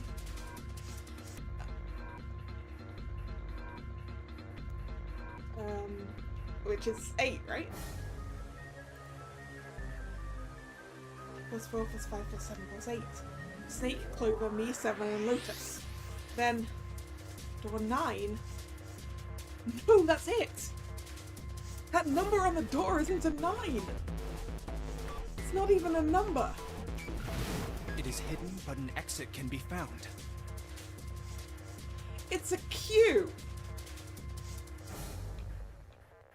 Seek a way out. Seek a door that... Holy shit! Of course! Then we just have to put the right number into the red and... Incineration will begin in 30 seconds. And Q would be 8. Based on this puzzle, because R is 9. Q is 8. And so that's a Q door and we can get out. Run, guys! Get to the door! Run! Oh shit, oh shit, oh shit. I don't have much time. And I sure hope they can just trust me on this one or we are all fucked. Alright, no time to explain, just go! Quick! Verify your numbers on the red! Verify? Who? What combination? All of us! We all need to verify! Why? You really think this is a good time to ask questions? Just do it! Hurry, hurry, hurry, hurry, hurry! Incineration will begin in 10 seconds. 9, 8, 7, 6, 5, 4, 3, 2. Central gate has been opened. Incineration system has been disabled.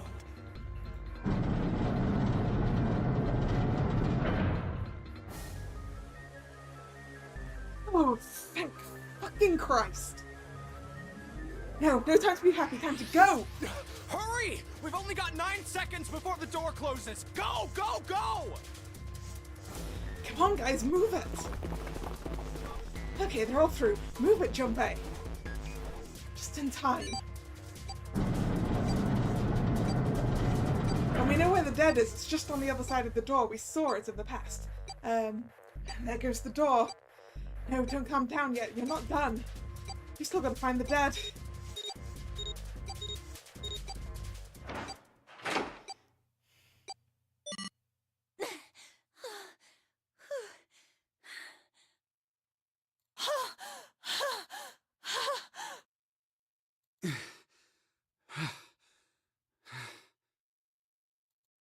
Shit.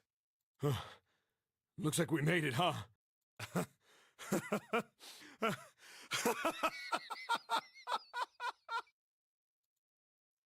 And that guy sure can laugh when he wants to. Looks like Clover and Lotus are totally out of energy. Snake is shaking his head wearily. I just want to take a nap, but... Akane? Akane! Can you hear me? Akane! I want to tell her we made it. I want to tell her how good I feel. But nothing.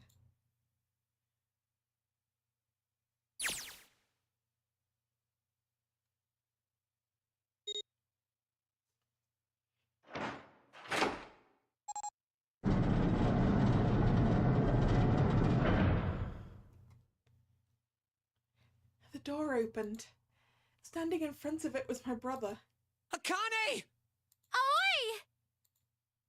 I cried his name, even though my voice was almost gone from screaming, and leapt into his arms. Oh, oi! Akane! I buried my face in his chest and cried again. I cried and cried and cried. The steady thump of his heart in my ear made me feel like I was home. Its beat was almost like a lullaby. I wrapped my arms around him as far as they would go and held him as tight as I could. Just to be there felt like a miracle. I hadn't felt the warmth of another human body in what had seemed like an eternity. I just wanted to stay there in his arms forever. But I couldn't. The moment I'd passed through the door, my bracelets had begun the countdown to death. I leapt away from him and looked around. The door had already closed. I spotted the dead only a short distance away. It took me only a moment to get to and scan all the bracelets. I left the ones Hongo had dropped on the scanner panel. That was it. Ah! I took a deep breath and looked around again. The huge detective who would call 7 and 9 years, and Snake, the blind boy, were looking at me. They seemed to have been utterly stunned by my sudden appearance. Their eyes were wide and their mouths hung open. All right, let's get out of here. If we don't book it, we might run into Hongo again. Oh, I was right. It was time we got moving. The mention of Hongo seemed to jar 7 and Snake out of their surprise, and they nodded. We took off running, up the spiral stairs to freedom.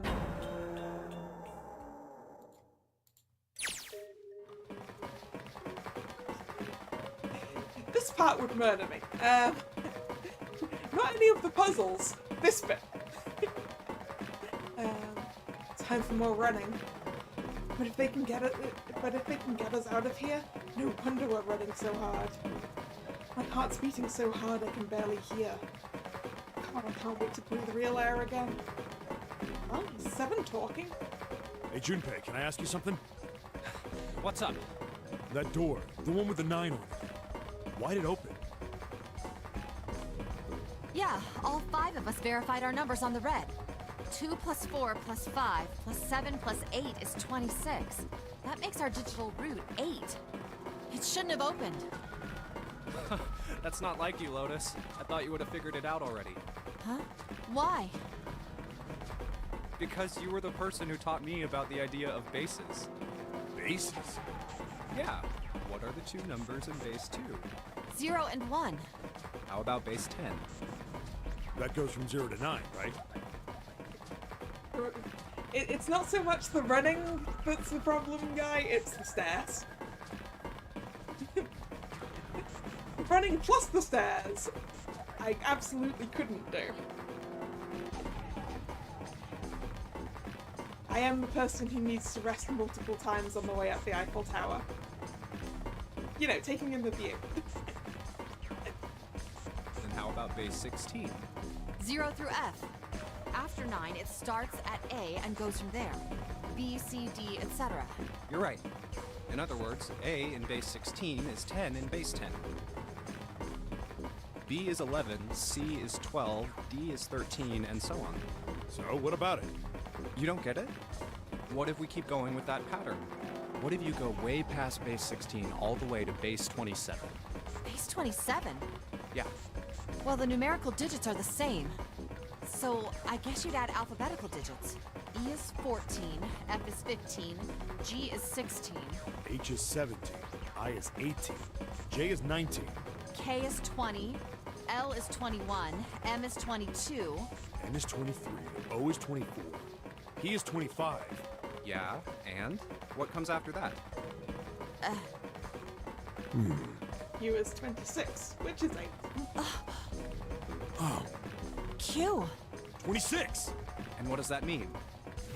There wasn't a 9 on the door. It was a Q! A fucking lowercase q! Which is not how I would draw a lowercase q, because mine would have a little tail. Yep, that's pretty much it. I guess to put it another way, you could say that it was a 9 in base 10, but a Q in base 27. For more running. God, my thighs are killing me. I swear any moment now I'm gonna tear a muscle. I feel every single cell of my body is dying for air. Damn, every breath I take is a chore now. I feel like my lungs are gonna burst. Maybe just a short rest? No, can't stop. Don't have time. Come on, legs. There can't be many more of these steps left. Run! Run! Like a bullet down a rifle barrel.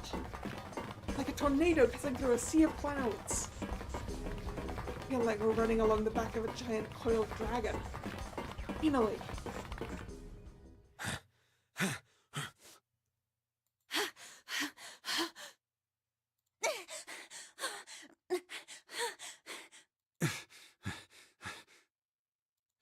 Whew. Jesus, I can barely breathe. No, Junpei. No time to rest. We stop together. You're almost there. All right, I'm gonna open it. Yeah. Yes. We're finally here! Please do. Sure, you look like a big, heavy door, but you're the only thing standing between me and my freedom. But even more important than that, you're the only thing standing between me and Akane. You're gonna open, and you're gonna open now. I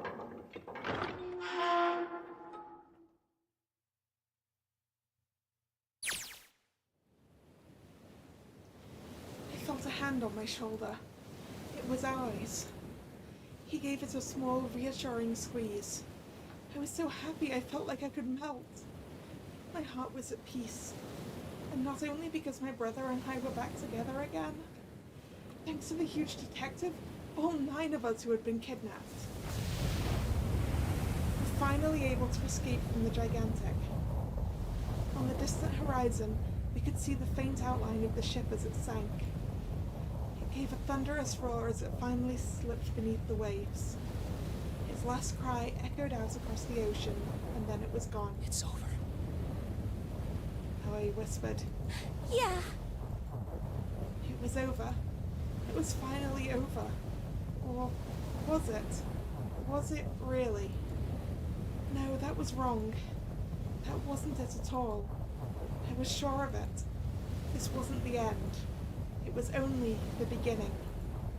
This was only a prologue to what would happen in 9 years.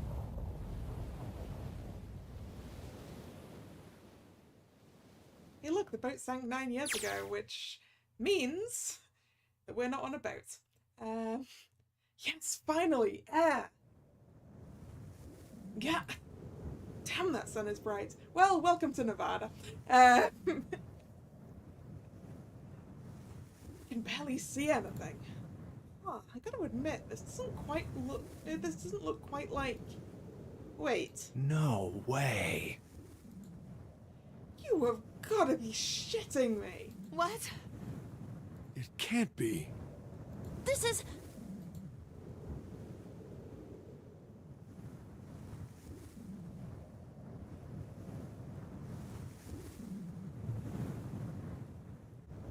This is the building in the Nevada desert.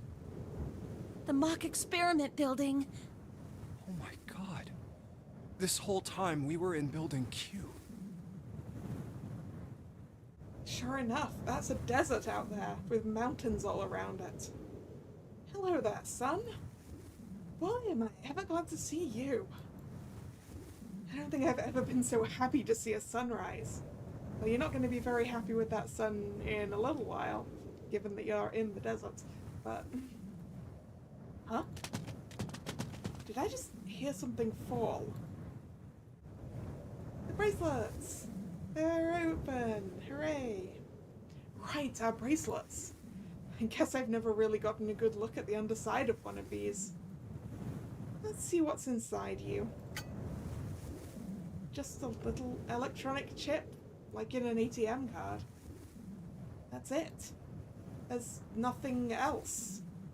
Nothing that even looks like a detonator.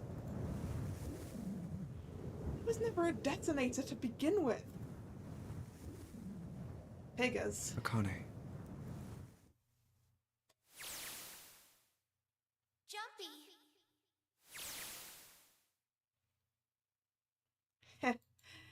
Guess I must be pretty crazy about the girl if I think I'm hearing her voice in the wind.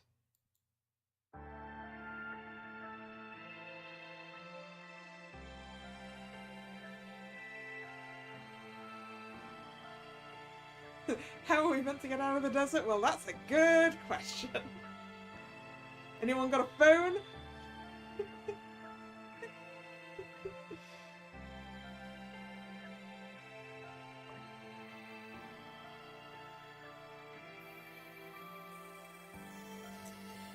There we are. Post-credit scene, indeed.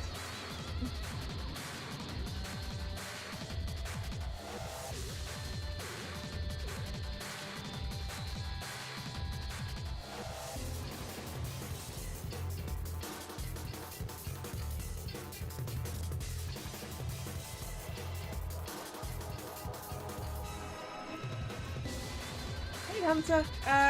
We just basically got finished.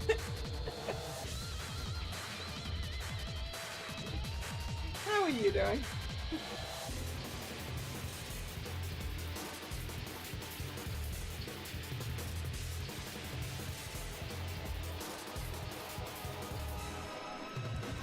Do we have to do the other endings now? No, I don't think so. Did we even have any other endings?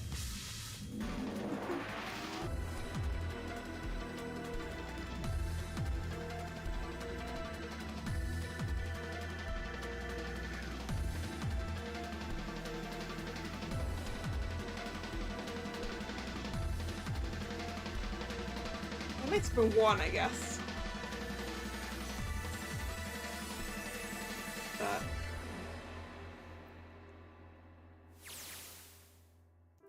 anyway, post credits. Are you okay? Oh, come on. This is nothing. Really? Yeah. You don't look okay.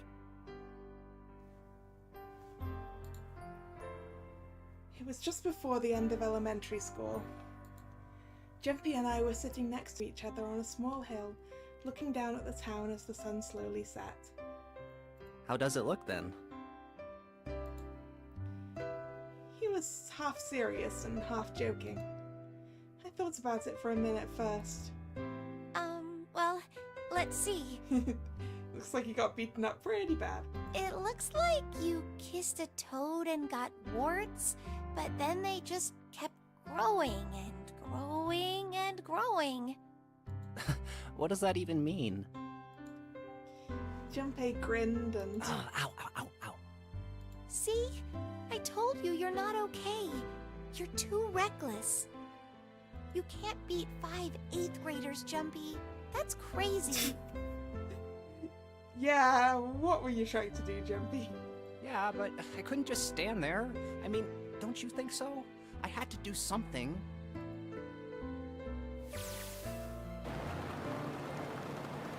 Look at the Nevada desert go past.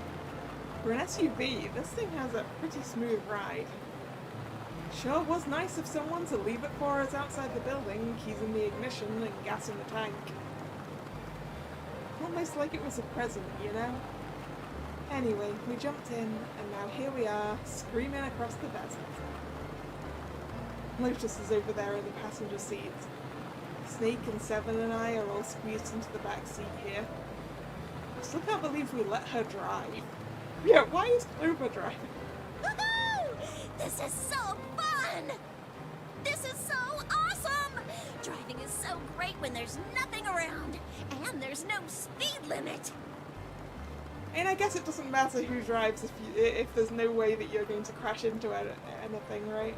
Hey, Clover, watch those bumps, all right? This car jumps even a little, and I think I'm gonna get crushed to death. Hey, shut it. I can't help if I'm big, all right? Suck it up.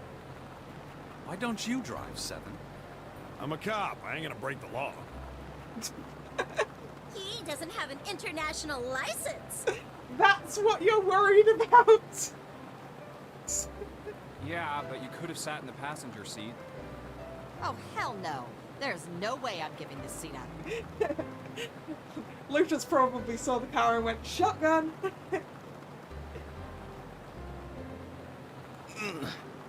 And Clover, there's no need to slow down. The car Santa and June are in should be somewhere down this road ahead of us. There you go. The car Santa and June are in should be somewhere down this road ahead of us. Yeah, I saw some fresh tire tracks going out. There's no doubt about it. Then we've got to hurry if we want to catch them, don't we? Sure thing. Oh, shit. God damn it, she doesn't have to drive so fast. Man, I didn't even think a car like this could go this fast. They're sure throwing up a lot of dust.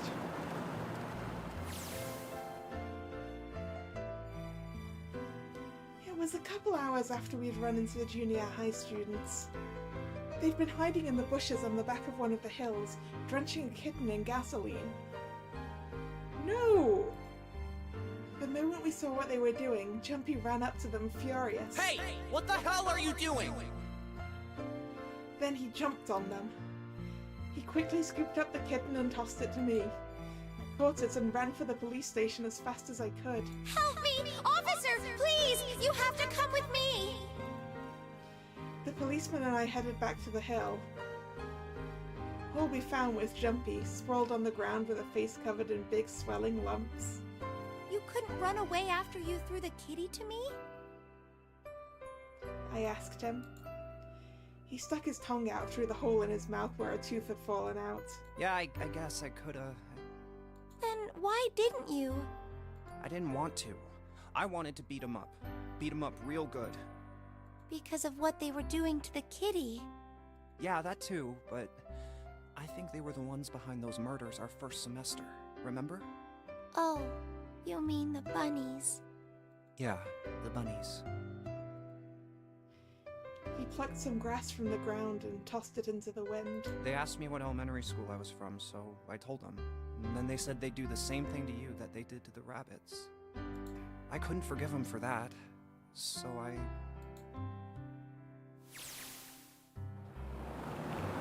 Hey, there's still some stuff I don't get.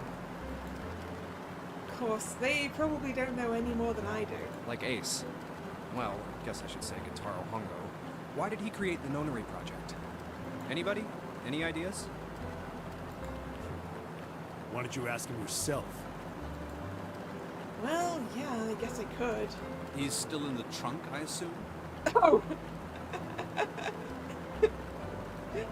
He's here, huh? Yeah, he is.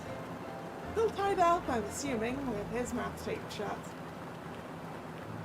His eyes just look empty, no emotion. He looks like he's just given up. I wonder if he even cares what happens to him anymore. Hey, were you listening to us? Yeah, go ahead and try to pretend you weren't, you old bastard. Let's get that tape off your mouth. Come on, I know you were. Answer me. You could at least look at me when you talk, man. I only wanted to see the faces. Human faces. I thought if I could gain the ability to access the morphic field set, then perhaps I could see faces. Ah. By peering into people's minds, you could understand how they were processing the expressions of others. That's it? Yes, if you want to put it simply. But if you are looking for a more philosophical answer, I can supply that as well. You see, the human collective consciousness... I think that's enough out of you, pal. Time for the tape to go back on. Shouldn't you use some fresh tape, Junpei? Now you've removed this, it might come off easily. Alright, so what's your second question? You said there were some things you didn't get, didn't you? Well, somebody's a little nosy. Well, my next question doesn't really have anything to do with you two. This is for you, Seven. It's about the whole Alice thing. What's the deal with that? Well, you see, 9 years ago, after I escaped from the Gigantic, I kept going after Hongo on my own, hoping I'd catch him when I finally slipped up. And during the course of my investigations, I learned a lot more about the Gigantic.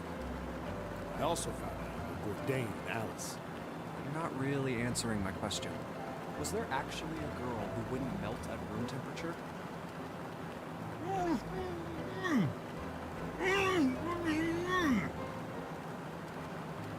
Sounds like Hongo has something to say. Alright, fine, I'll let you talk, but you gotta behave. What? Alice doesn't exist. 9 years ago, I found Alice's coffin behind the library on the bottom deck. There was nothing in it but the root of a peculiar plant. My research determined that it was a member of the genus Madrigora, of the family Solanaceae. You know, even before he said that, I was like, that kind of looks like a mandrake. I was able to extract a particular alkaloid from it. I used that extract to create Soapalite. Its creation was a tremendous boon to my firm, and we grew rapidly. Shit, this is gonna go on forever. Tape's going back on, Hongo. The rest of my questions can wait a bit. For now, I think I'll just enjoy the ride. Here, this is for you. What's this? This is, for you, doll. His name is Junpei. Jumpy pulled something out of his pocket and shoved out his arm toward me. In his hand was a doll made of yarn small enough to fit in his palm. Jumpy, are you sure it's, for you, doll? Huh? Yeah, the lady at the shop said so that means it's for you, right? You sure it's not a voodoo doll? Are you sure it's not a voodoo doll? Wait, what? That's... Oh, man. Oh, man. Well, it sure looks like a voodoo doll. I mean, you do know what a voodoo doll is used for, right? Yeah, I guess calling it Junpei isn't a very good idea then. Why are you giving me this anyway? It just seems really sudden. Well, you know how after June, we aren't gonna get to see each other too much? I mean, we're gonna be in different schools, and I just thought I'd, Oh, okay, well, how about we call it June then? Okay. So, I wanted to give you this. You sound like some sort of tribal chief in a bad movie. Yes. I, head of tribe. This doll, traditional charm of tribe. So I give this. It me. So we always together. Oh, Jumpy. If something bad, then hold and pray. I go wherever you are. So here, take. What? Right?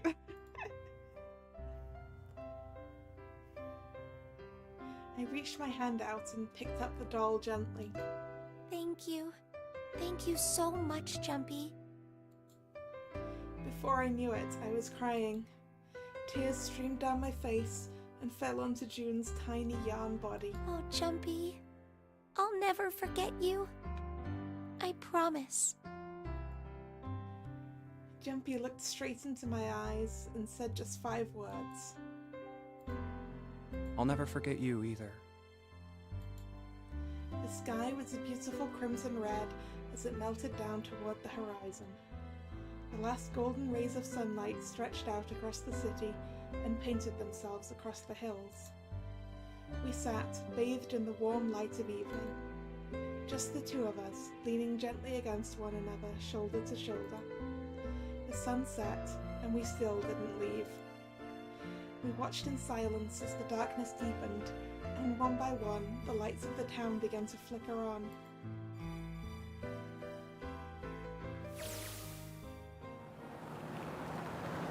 There's still one thing I don't get. To be honest, it's the biggest mystery as far as I'm concerned, and also the only one that's really important. It has to do with June and Akane.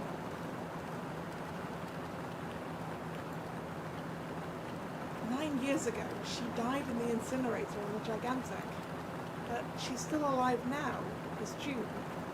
But how? Was it because I tapped into the morphic field set and saved her 9 years ago?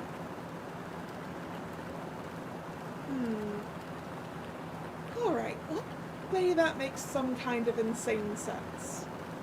If I did that, then how do I make sense of what Seven remembers? Snake makes sense, he's blind. He couldn't have seen her body anyway. But Seven, he said he was sure he saw it. Does that mean there's some kind of historical discrepancy? Or, wait, maybe that's not it at all. There is one other logical explanation. Was what you told me the truth, Seven? You look satisfied. No. No way. couldn't. Hey, look! Over there. There's somebody next to the road. What? Hmm?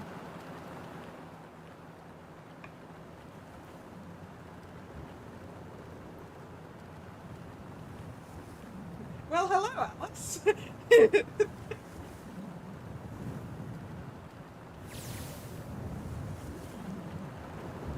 The burning gaze of the Nevada sun pounded down on her head.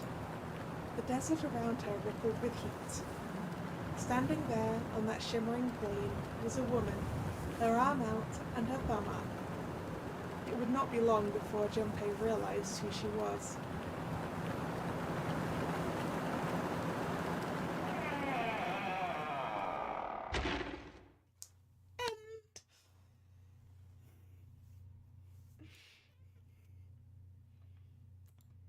Da-da-da! Yeah, it says I finished all the scenarios. Would I like to save this? Yes, I would. Gonna put it into 7. Da-da-dun!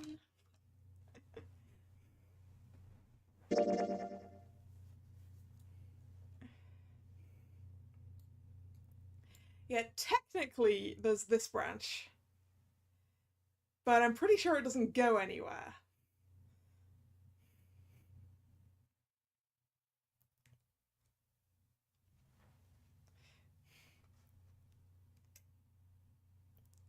And I did just get that achievement that says I've seen them all.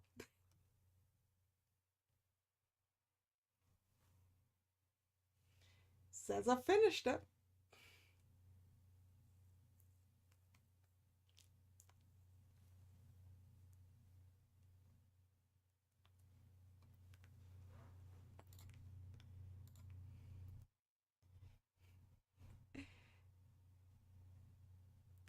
Yeah, at least a death, and considering we know the whole lore behind the game now, yeah, we don't really need to see if we have a possibility of getting down there.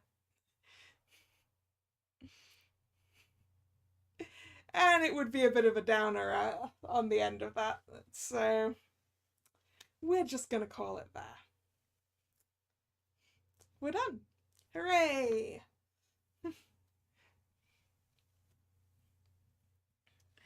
When's my next Kingdom Hearts stream? Next week sometime. I need to figure it out, actually. Probably next Friday. Probably. Just because Friday's a good day to do things that have specific save points. Will I be playing 2 and 3? That's yet to be decided. Anyway, yes. This was the end of this one. You guys already had the vote for, yeah, I'm sorry, Guy. Virtue's Last Reward is not next. I put it as an option on the poll, but it's not what won the poll. So the next stream in this Sunday slot, the next game to be streamed in this Sunday slot, will be Phoenix Wright Ace Attorney, as the poll results resulted in. After that, I think I want to do Virtue's Last Reward. So yes, that'll be the next one in the Sunday slot, though next Sunday there won't be a stream. Anyway, where was I? Yes. If you're new here and you've enjoyed your time, please consider subscribing to the channel. You can also follow me on social media. That's linked in the description box. The streaming schedule for the channel goes up both over on social media and over here on YouTube in the community tab. This was the last scheduled stream of this week, so there will be a new schedule up either later tonight or at some point tomorrow. The next stream will be tomorrow, Monday, 7 PM. And I will confirm what that is when I post the schedule. So yeah, I will either see you then or another time. Once again, thanks for coming, and this is Kalla signing out. See ya, bye bye.